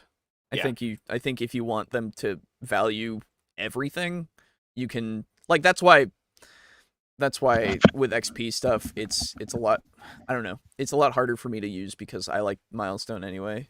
Just because it's like easier to go. Everything that you've been doing, it's been leading up to this, and now you've leveled up, right? Yes. I return to you now at the turn of the tide. Welcome back. Let's continue. That should have been my intro bit. Damn it. Oh well. All right. So well, another accident. That's why I dislike milestone leveling. Oh, fair enough. Oh. Really? Fair enough. Chase them free. Not only is there a cult operating in town, they are allied with the Thieves Guild, and the Thieves Guild doesn't want the heroes hanging out in town. So they threaten the heroes. And if the heroes don't listen, well, it's initiative. I've had the Thieves Guild kidnap a PC and threaten to kill him if the players don't leave town. Sure. See? One way or another, these PCs are going to end up a tree, wondering how the hell they got up here, and how do they get down? The more desperate they are, how do we get here? Railroad. The more they will start reacting. Once they start reacting, they're engaging with my content. They'll want to know more about this cult, the Thieves Guild. Do they have any enemies who can be enlisted to help? As soon as they start asking these questions, they're going to start learning about my lore. I enjoy writing lore. If you've seen the lore for the monsters in Kingdoms and Warfare, you know what I mean. But I actually like being a DM. I enjoy the mechanics of it. I like building encounters for the players to fight, making NPCs for them to meet. I like painting a picture of a world using only words. I love throwing impossible encounters at the heroes and then sitting back and watching them concoct an insane plan to get out of it. Sure. And I love that moment when I realize the player's plan will work, but I have devised an unintended consequence. I love that moment where Copper realizes he can use his explosive arrow to blow a hole in the floor of the dungeon under the Iron Golem's feet, causing it to fall into the level below. And it works. The arrow explodes, the floor collapses, the Iron Golem topples over, and grabs Boots, pulling him down into the level below, alone with the Iron Golem. That is awesome. That is why I love being a DM. I don't need my players to care much about my lore. A little is enough. I do expect my players to care about it when I make it relevant, when I make it urgent, when I chase them up a tree and they start wondering how they're going to get down, and suddenly my lore is real interesting to them. That's it, folks. That's the engaging your players video. I think we can do more videos on this subject because there are many reasons why your players might not be engaging with your game, but this is the easiest and most straightforward. It's not the only answer, but it's one that will help you no matter what. If you think of the PCs as action heroes who need to be backed into a corner, chased up a tree, put into dire circumstances, then they will start behaving like heroes, and the game becomes a lot more fun for everyone. No, they behave like cornered animals, or so. Yeah. But okay. I think sometimes players can bring incompatible habits from video games. I sometimes do. It might be interesting to do a video sometime about differences that are useful to keep in mind. Oh, between video games and TTRPGs? Yeah. That's true. Yeah. The bad habits you pick up from video games. Yeah. If I can find something on that, that'd be cool. XP to level 3 actually just did 2 videos. Oh, really? On that? Yep. Okay, cool. Yeah. Well, maybe we'll do that next time. People who play every game like it's people who play every D&D game like it's Skyrim or something. Oh, I thought that was more of a just a like a satirical kind of video. In a way. Yeah, it was. Yeah, okay. Sounds like DM versus PC now. A little bit, yeah. I don't know. There's a fine line here with everything he said, right? That it feels like he's crossing more often than not, between like railroading and all that kind of stuff. So I don't know. Yeah. Thanks for watching, everyone. If you have any questions, okay. So that's that. Okay. Thought we had some more, but we don't. Okay. So yeah. Still overall not bad. Just not but very great. Questionable at times. Yeah, I don't know. I'd be interested to see his other stuff on engaging players, right? Because and again, make this a title of an easy way to engage players, maybe. Yeah. Because it is definitely easy, but I don't know if it's good. Right. Yeah. Overall. Yeah. The easiest option is seldom the best. Exactly, right. So we'll see, I guess. But maybe we'll come back and see those things later and see how much he has to say. So, with that being said, we're at the midpoint. The time where we do the shoutouts and chill talk. So, first off, our lovely patrons help bring this show to you, lovely viewers. So, it's only proper that we shout them out. First up, we have Tier 3, Draco Kusagi. Unfortunately, he's gone at the moment. But we thank him very much for that Tier 3, that $15 a month. Very kind, very appreciative of you. Thank you so much. Next up, Slazer. Thank you as well. $15. Get ready to flip some tables. Exactly. Each of you are table flippers, and it's fucking great. Thank you so much.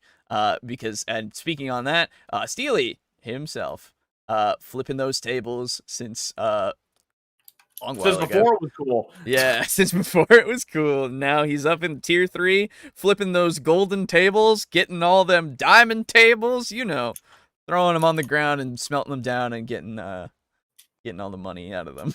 I don't know. Then we have whatever Drake. Tables are good for. Yeah, right. Then we have Drake Cross at $10 a month. Thank you so much. Very much appreciate it. Remember, regardless of any amount, we super appreciate all of the money if you are willing to give it, because it's fucking ridiculous that you are. So, moving on, Mog Zero. Also, thank you so much. He's been in the chat. So has a few of the others, of course. But yes, thank you so much. Then Frozen Spaghetti, $5 a month for his Tier 1 of flipping those tables. He's still doing those iron tables now. He's gone past the wood. He's at those iron tables, and he's getting buff. I know it. Prepping for the future. Maybe. Right, the future. Exactly. I don't know. You got to flip him over sometimes, I guess. Yep. And then finally, Kill Chrono, also at tier 1. Kill Chrono, the Hormagaunt captain himself. That's right, because you made him that. I forgot about that. But yeah, thank you so much to all of you for your patronage. As always, you can find the Patreon at patreon.com/TableTalk search in the thing if you want to. Table Talk, not Table Talk with a space between. No. Table Talk, all together, and you'll find us. And you get early access to stuff, the videos before they go up for the public. As well as our eternal gratitude and hopefully more things in the future. I actually have ideas for some of the other series that we're going to be doing. Ooh. Does one of them involve 40K? Well, that's also one of them, right? When we do play 40K, we usually pick names out and put them on units. It's very cool. Like our commanders and also Hormagaunts sometimes. Yes, whatever we feel like at the time. Yes. So if you want that as well, there you go. So yeah, there's that, and then of course we moved our merch over to TeePublic. Go look for Table Talk. You can get our logo on a T-shirt. You can get it on a mask. You can get it on a mug. You can't get it on a coaster. I wish they had coasters. You can get it on a pin, whatever you want. Go and do that. It's another way to support us, and you get a physical thing out of it. There's a sale going on apparently right now, for another day and 4 hours. So hey, if you want to get a cheaper T-shirt or you want to get a cheaper whatever, go for it. Not cheaper quality, cheaper. No, exactly. Not cheaper in quality, just cheaper in price. So yeah, that's all that. Thanks so much. And of course, it's we don't need to say it, but if you don't do it if you don't have the money. Please be financially responsible and all of that. Be financially responsible until you're financially responsible enough to help us be financially responsible. And yeah, maybe we get the 10 Commandments as a coaster. That would be cool. Oh, dude, yes, dude. I'll work on getting the 10 Commandments as a thing for the merch. Honestly, that sounds great. Absolutely that sounds amazing. Actually, oh my god, dude, get the one of the glass of water that tastes like semen. Oh no, it already is. God. That's on the Commandments. Don't worry. Oh, good. So, but no, that's a really good idea. Actually, making it like a shirt and everything too. Oh man. Anyway, so thanks, Mog. But yes, thank you as well. Of course, like any support that you've been doing of just watching or commenting or being in the chat and all of that shit. Like literally everything that you're doing, we appreciate it and it helps us out a lot, regardless of money spent or not. So, thanks so much. With that out of the way, let us continue on to our next video, which is... Why is this not open? Sorry. I've got to open this back up. There we go. Okay, so the next video is from WASD20. Been a while since we've covered him. I believe his name is Nate. In the town of Shale in Azora. This is another kind of way of engagement and world building specifically. His video has a very clickbaity thumbnail that I don't like, but hopefully the content itself is better than that. I assume so, at least at this point.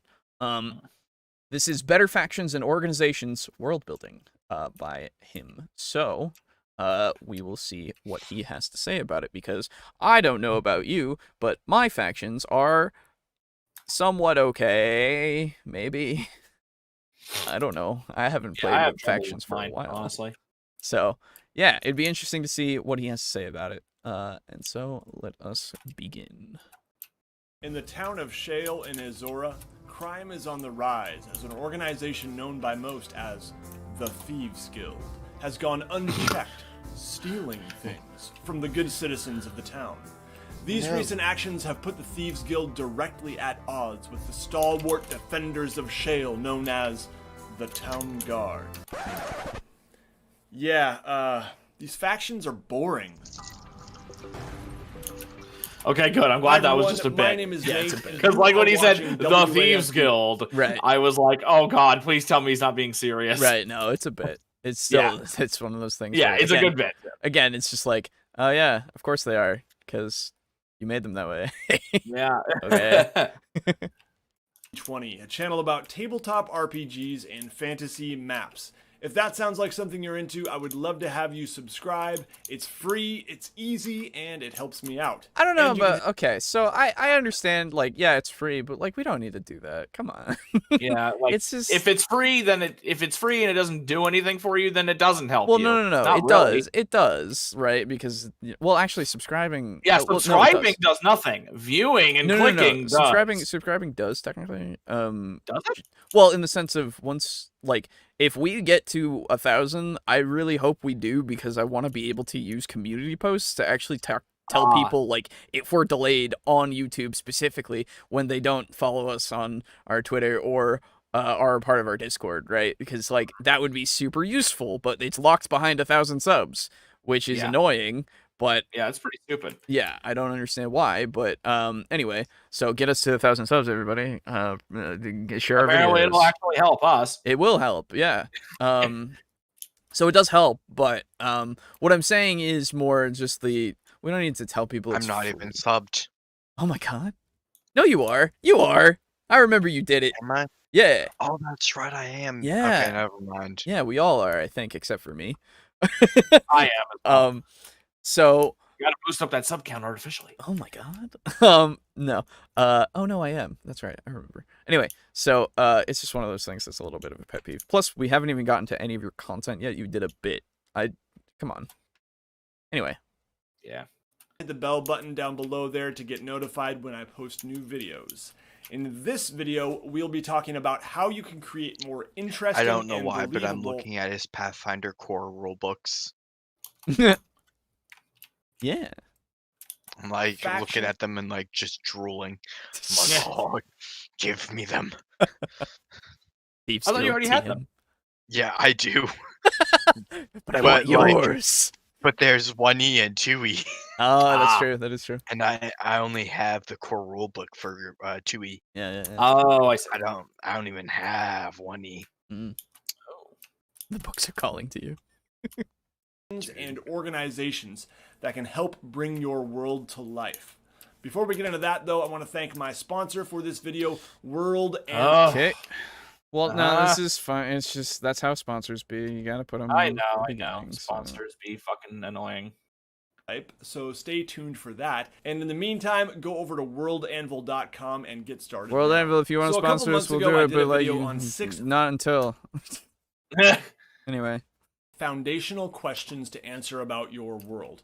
I'll put a link to that one right up at the top, but one of those questions was, who is in power in your world? Oh, I remember that. Now, governments are usually major players when we answer that question, and I created a couple of political entities for my world in that video. These could be empires, countries, kingdoms, provinces, city-states, etc.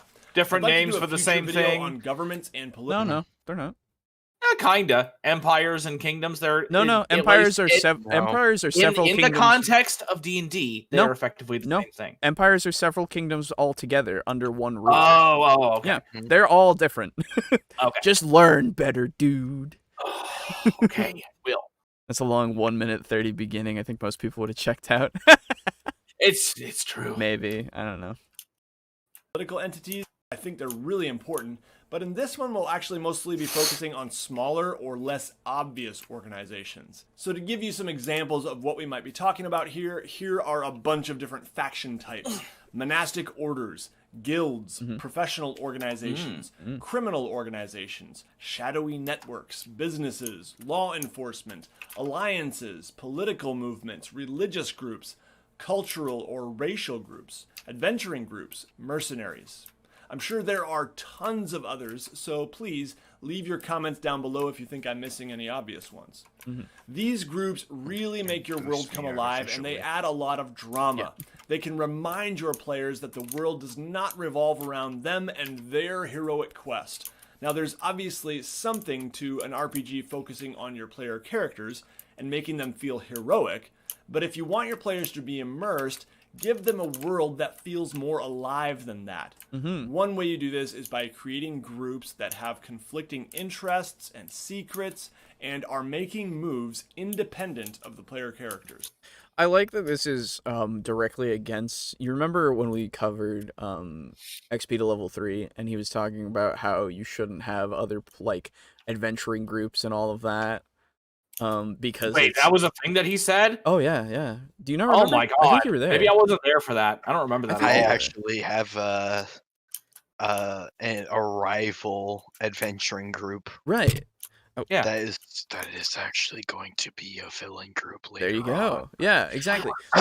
It's one of those things where I remember him talking about this is the player character's story, and like if you had characters in your world that could help take care of problems that it takes away from their specialness or something. I don't remember exactly, but it was something along that sentiment. And I'm over here going, no, that just means they have allies though. And this was because we were talking about or it was DMPCs, I think it was, that he was initially starting. Okay. Yeah. If you remember now. Yeah. So it was one of those things where we were just like, no, you want to have a living, breathing world in a way, so why wouldn't there be other groups that are also doing things like that might not be happening to your group, but you could collaborate with other groups that might be on the same kind of adventure, like trying to save whatever, and like maybe you find them, or maybe you compete with them or something like that.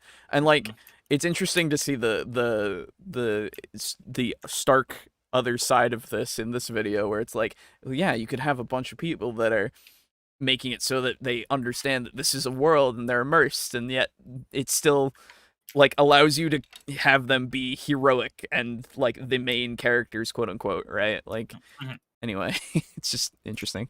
There's an advanced player's guide now too, not to tempt you too much. I'm not trying to be mean, but if you never saw him, you might have checked out already. Well, that's just the gambit you have to do with, like, you know, if you do, like, with, if you have a I don't know the strict terms of sponsorships, right? Like, if they're like, you gotta put us in the beginning of the video, right? Then you kind of have no choice at that point. Like, if you, because, I mean, you gotta get that bread, right? You gotta make money and put a roof over your head. But I don't know. It's just one of those things. Like, I've watched Armored Skeptic a bunch. These for a while. And he's been doing a bunch of like cryptid and all those kinds of interesting videos like that. Explaining those situations and kind of going over how it could be something else or other things, you know? And in those he also has ads and such, but they are usually kind of in the middle or in the beginning. Even sometimes he'll do it, but he does it in such a way that's so natural that I'm like, I don't care that you're doing that right now, you know? Yeah. And then you have people like the Internet Historian who do their ads, but they're so completely hilarious. Ridiculous. Yeah. Very good stuff. Really, really funny, and I listen to them. Yeah, oh, absolutely, every time. So there are ways to do it, obviously, but yeah, I don't know. Now, when you're just starting off with a new campaign or you're writing a story or something, I actually recommend really limiting your factions just as you would limit your NPCs in a given game session, because it's easy to overwhelm your players with lots of new names and information, especially when you've been world building like crazy and filling out tons of stuff on World Anvil or filling up whole notebooks full of information, and then you get to the gaming table and you just want to spew it all out. Don't go introducing 3 or 4 new factions every game session. Yeah. Maybe you introduce 2 or 3 fairly early on in your game or your story, and you see how they develop. You may find your players latch on to one or two of them, and others just kind of fade away, perhaps even leaving space for new ones to be introduced later on. It's also a good idea to work with your players to design factions. If you have a monk, work with that player to create their monastic order. If you have a cleric, what sort of religious group are they a part of? Does your rogue have a connection to some seedy criminal? Some with your players. Yeah, exactly. Especially if the players are part of it. Yeah, absolutely. There's like you just kind Something I heavily recommend, by the way, for clerics. Yeah, absolutely. Or at least tell your clerics like about a bunch of orders and say, pick one. And like they pick one and you go, okay, and then like you give them everything about that. And then say, good. And then they go, Yeah, exactly. I had a player do that in my campaign with Fandel, a goddess of the earth. Granted, you could go through and like learn about all of my orders, sure, but like, why would they don't know that I'm going to do that for it, like every single order, and B, why would you do that? Right, exactly. Organization, or your fighter to an army or a mercenary company. You get the idea. These can be a natural starting place and a great opportunity to work on world building together with your players. This can be done during a session 0 of a campaign, or it could be something you work on with players between sessions. So when you're creating a faction, what do you need? First, I'll cover the 3 most important things in my opinion. I think you need a motivation or goal. This could be kind of a doctrine or ideology. You need methods or means, or the way they achieve their goals. And you're probably going to want a name. For coming up with motivation or goal, just think of what type of organization this is in the first place. That should usually give you your goal. On World Anvil, I also noticed something here that has a bit about public agenda, and then there's a place for secrets. So perhaps the real agenda isn't really known by all. If you're further struggling with some motivations, another great resource I've used over the years is Absolute Tabletop's Be a Better Faction Master. This book actually has a faction generator, so you could just roll for a faction motivation, or you can just look at them and get inspired or choose one of the ones they list. There you go. The PDF here is only $5, and I'll put a link to that one down below. Now, full disclosure, that is an affiliate link, and buying through that link and other books that I link to is a good way to support these videos at no extra cost to you. Now, once you have a... There you go. I appreciate as well that he's giving these things and like saying, hey, you could look at the table and roll on it, or don't. Or don't. Just fucking be inspired. Thank you. Nate, you consistently be a good one. A good man. Why must you be so good? Why must you be so good? Please don't stop being so good. Delivering quality content like Exactly. I think Internet Historian is the only person from whom I will tolerate a Raid Shadow Legends ad from anymore. Yes. Makes me want to go and flip some man. Honestly, yeah. Yeah. Oh, he's the only one. I go through every time I'm in a video and an ad goes through, I will skip through it, but every single time for Internet Historian, I watch every single ad read. Yes. It's so good. It makes me want to go flip some damn tables when that crap comes up. Yeah, exactly. Raid irritates me too. It pops up as an ad so freaking much in my mobile games. That's also, yeah, fair. I honestly have not heard of Raid Shadow Legends in so long. Actually, wait, no, that's a lie. I heard of it like yesterday. There you go. I'm pretty sure fear motivates everything one does. That's true. Oh, man. The secret agenda of fear. Motivation, think about the means or the methods they use. Will they be peaceful or violent? Will they break the law or work within it? Will they go to any means necessary, even if it means destroying some of their own? What specific actions do they take to accomplish their goals? If you use alignment in your games, you may want to consider that here. But personally, I don't. I just really try to be consistent with their ideology and their methods. Once you have your motivation and methods, it's time for a name. Now, I don't really have like a silver bullet if you're struggling with name ideas. You could certainly check out Fantasy Name Generator. For several types of groups. You can look under place names and other names.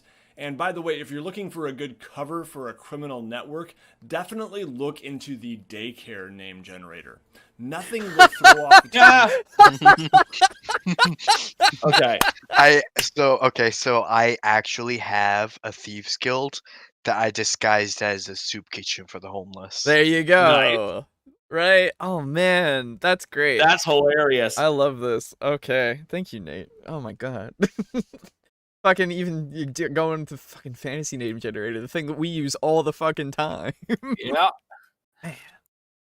Guard quite name Little Giggles Nursery School. It's not bad, right? But once again, Be a Better Faction Master has a ton of cool ideas for faction names. And the faction name generator takes up a full 7 pages of the book with lots of great ideas for the various types of factions you might be creating. Once again, it's because the tables are huge. Okay. Means and name are the 3 essentials for me, but there are a lot of other things that I'm going to cover now that I think could also be good to include if you really want to bring your organizations to life. Still, don't stress out trying to fill in every aspect of your faction right away. As with many things in world building, leaving some blank space can be healthy so that you can invite your players into the world building, and it enables you to be a little bit more adaptive and flexible to cool ideas at the table. So, absolutely, because like being very strict with it is like have a framework, obviously, is like, or not obviously, but you can have a framework, and then because of that framework, you can fill in the gaps, like he said, because fucking so many of them can be just like hard to like. You don't, if you set that hard and fast like line, there's no way that you can deviate from that. Deviate brain. Deviate from that, and then sometimes that can really fuck with you if you're in game. Need to find some goods? Just go to the soup kitchen and ask for a bowl of chicken noodle. Yeah. Actually, yes, that was how. Like, there was a specific thing on that was off the menu. Oh my god. That told the person working at the soup kitchen that you had some information to sell. Oh my god. And then you would go over, you would grab a ticket, and you would sit over off by yourself, and someone would come to you, and you would send them the information, and they would go, okay, and you would receive a better meal. Nice. New idea. Thieves Guild disguised as a Thieves Guild, but it's ironic and meant to be a joke, except it's not. And the fact that no one can figure out how serious they are is how they get away with it. You stole my wallet. Bro, it's just a prank. You're literally emptying my money into your bag of holding. Don't worry, I'll give it back. That would be amazing. It becomes a prank YouTube channel. That's what it is. Stealing that Thieves Guild? There you go. We'll give it back. We swear it doesn't actually give it back. Yeah. Maybe you pick 2 to 4 of these other things that you want to include for each given faction. Other things like origin. What is the history of your faction? How did it begin? And is that even known? Leadership. Who's in charge? If you need some tips for developing NPCs to be the leader of your faction, I've got a video on NPCs and I'll put a link to that one right up there. Be a Better Faction Master also has 12 faction leaders with really great descriptions and some really interesting NPCs. And related to leadership, what is the organization or structure of this faction? Are they highly centralized and connected, or are they dispersed into rather isolated cells? Is there a rigid hierarchy, or is it more democratic? Next, a sigil or symbol. This could be a cool flag or a crest or a banner, but we could also talk about more secretive kind of markers, like members of the Winter Seers always wear 3 earrings in their left ear, the middle ring being black. Or perhaps it's a signature sort of tattoo that's somewhat hidden from view. Or maybe they say something and thieves can't. Yeah, that's the other thing. Or like, they mark certain buildings in such a way, right? Like shadow marks. Right, exactly. Like all of that kind of stuff. Fuck, there's not much to say about this because I just kind of agree. Yeah. I wish there was more to say and more to add, but he's going over all of it, and I wish there was more. Yes. Yeah, exactly. Yeah. Anyway, moving on. Or slogan is another cool thing to include, and that's a bit more formal, but you also might want to consider if there are certain phrases they use in their interactions with one another. Certain greetings, exclamations, or axioms, for example. You might also want to consider if there are certain benefits for earning the favor of one of these factions. And see, now that's something interesting. I'll let him finish it actually first before I go into it, but be good to actually write those things down so that you can dole them out to players when appropriate. Likewise, there might be penalties for faction disfavor. Using a scale for certain important factions that communicates a favor score and certain rewards or penalties for the group based on that favor score can actually be a good way to kind of formalize this and make sure that you're being consistent and not forgetting that there are certain benefits or penalties for their relationship to these factions. Yes. So, I have now. I can actually go on an anecdote. I have in the second world, or at least the second continent that I'm making for my world, that has been in the process of being made for like 3 years that I haven't added to forever. I have, like I've said, it's based very much on Eberron and how that kind of is, and so it has factions that are vying for control of more territory of the continent itself. And PCs can join those factions by doing stuff for them, and like they will over time, if they get more favor, get boons, right? Or like, because I was thinking one of the factions is mostly undead. They're kind of together. Yeah, they're kind of together and kind of keeping each other like alive, right? And like kind of join, like letting more people into their ranks that want to have for like an eternal life, right? And stuff like that. And like one of the benefits that you can get if you get enough favor with them is to become an undead, and like always have that as your, now that is your, you'll have the weaknesses of an undead, but you'll also have the strengths, right? Like you don't need to worry about breathing anymore. You don't need to worry about and it's just such a big fucking problem too. Right? Like fuck, I hate breathing. Right? I'm gonna get with these guys so I don't have to breathe anymore. Well, that's becomes undead to get rid of breathing. Yeah. You know what I mean, right? Like, I know. It's just that funny.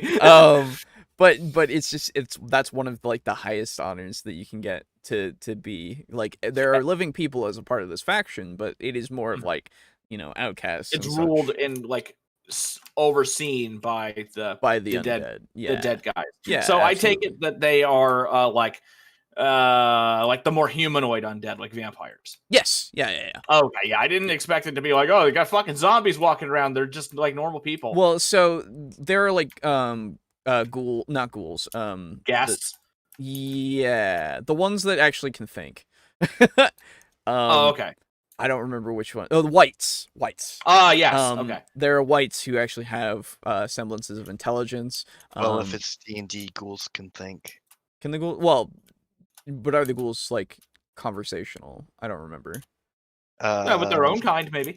Yeah, with their own kinds, like in a tunnel. Right. Yeah. Okay. So and most of their conversations are basically just. But that's true. Food where up above. Right. Yeah. Okay. Fair enough. But like, so there are a bunch of different types of undead that are like, zombies do exist there that are shambling around and are more manual labor and such. Right. Okay. Like there is a place for everyone, and everyone has a place in a way. If you're dead. If you're dead. Well, no, they still have living too, because they do need people to infiltrate and such, right? Well, that makes them sound quite dangerous. Well, infiltrate. What are they infiltrating? I don't know.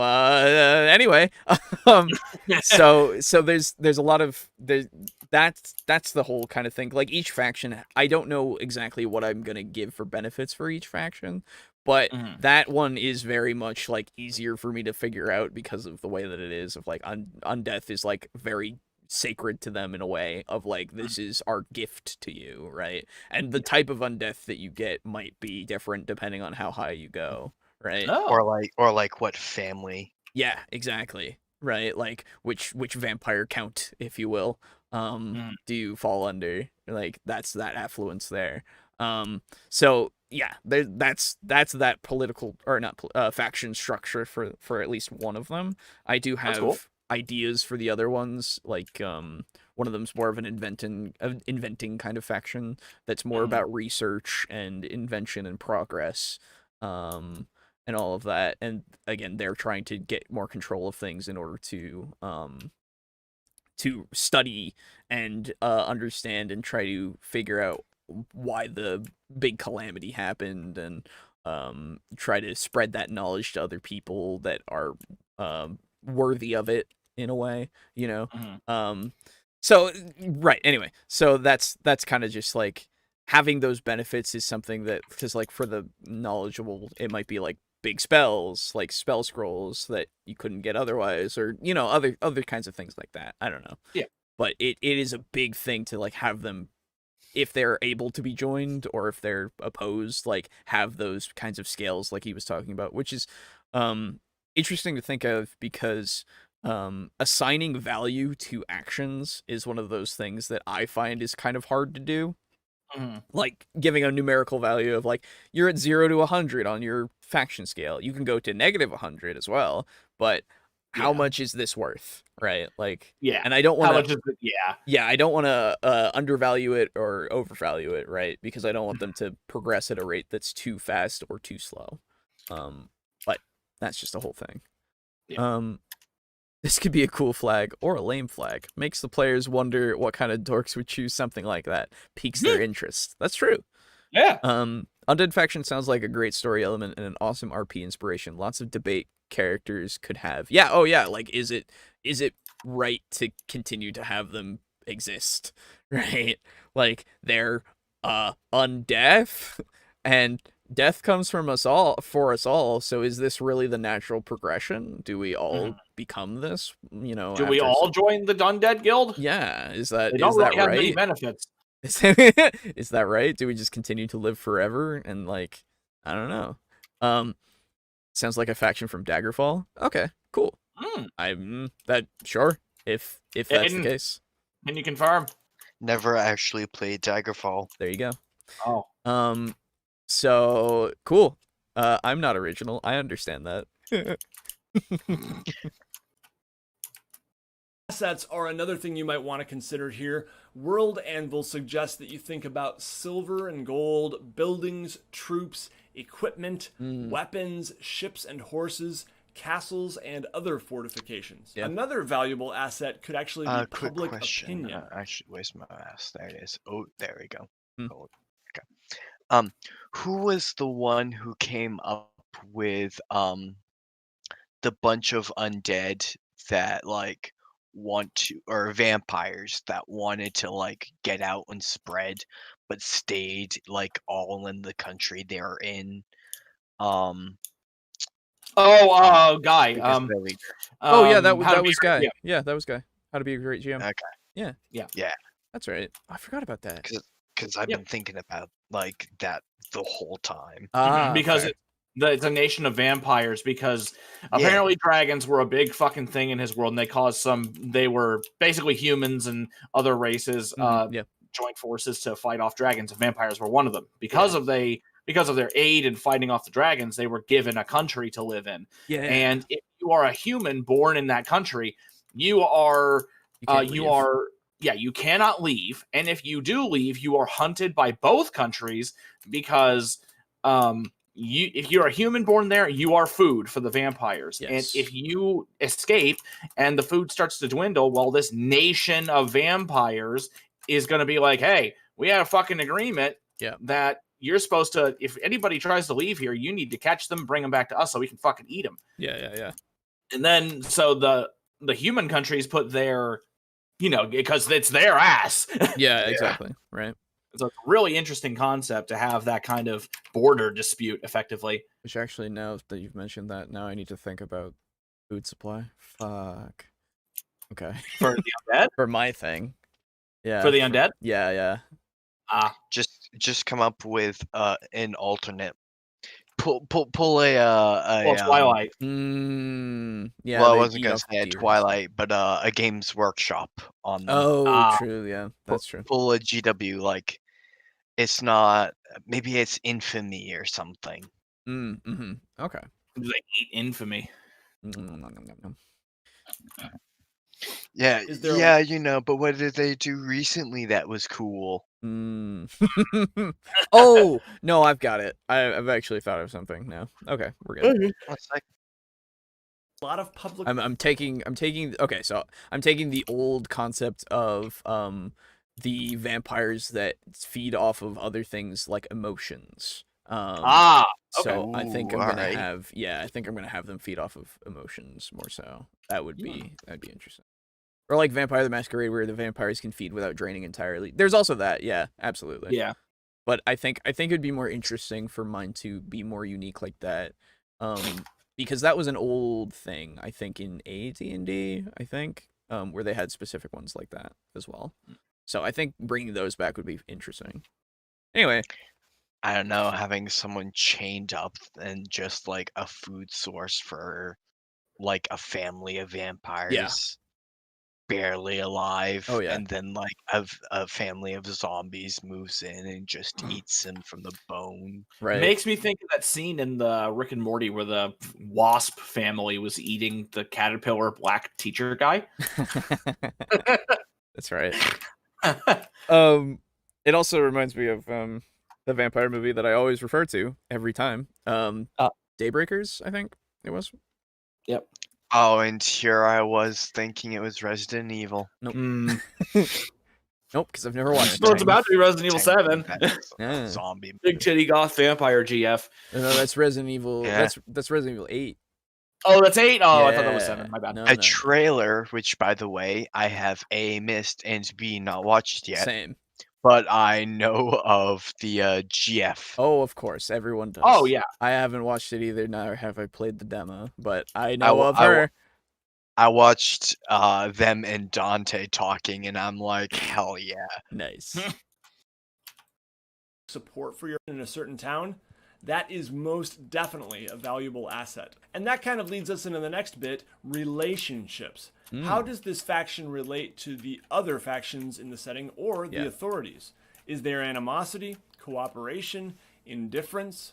These are all good things to think about. Now, I will mention that World Anvil has a bunch of other ideas in the organization's form, including some specific to religious groups and military groups. So definitely go check it out. All right, that's all for this one, my friends. As always, I welcome your feedback, comments, or questions down below. Hopefully this video sets you on your way to better world building that creates more living and breathing settings for your games or your stories.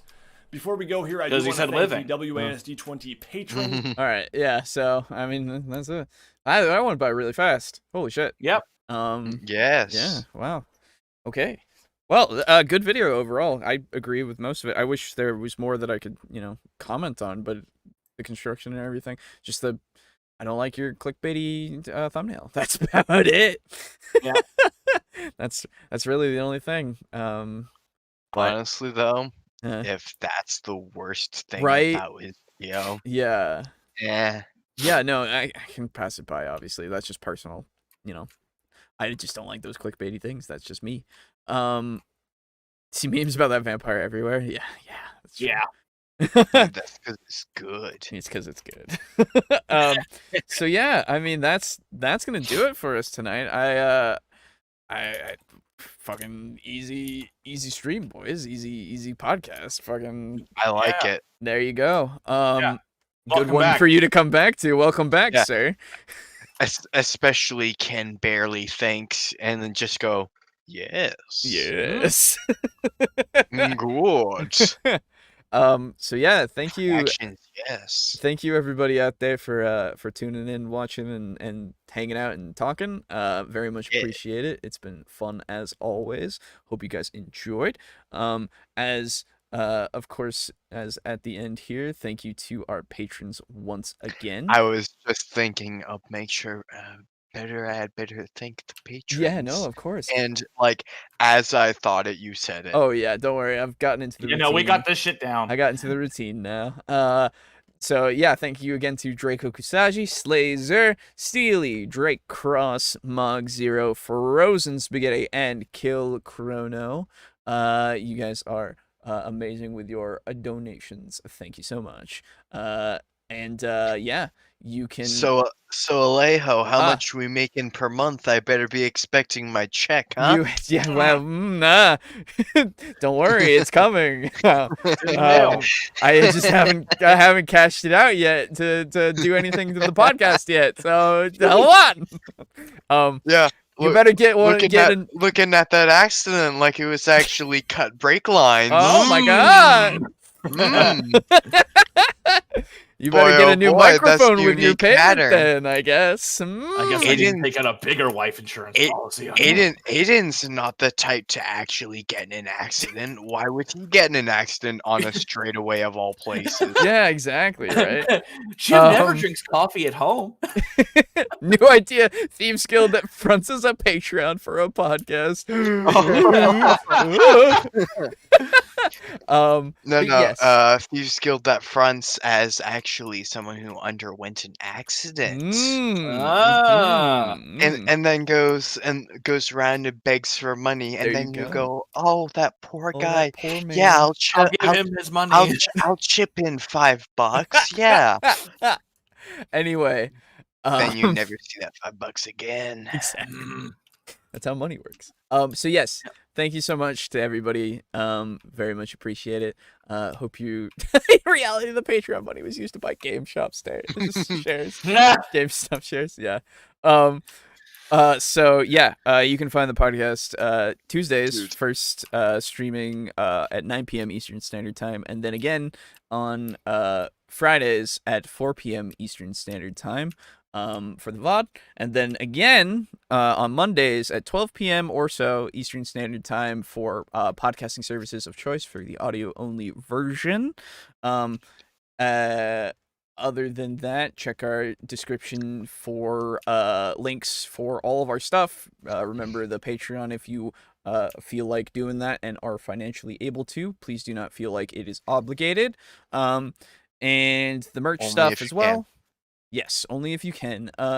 And join our Discord. It's been fun. The talking is good. Talking is fun. And if you reach the secret 4th tier with donating, you can we'll play Monster Hunter Freedom Unite and make Aiden suffer because he hates the fact that he can't use the insect glaive in that. No. I want to play Freedom Unite again. Maybe someday. On that one. Yeah. Someday. Anyway, so yeah. That's about it. Thanks so much, and we'll see you next week. Goodbye. Goodbye. Bye now. Goodbye now. Bye now. Have you missed doing that? Goodbye. Bye now. It's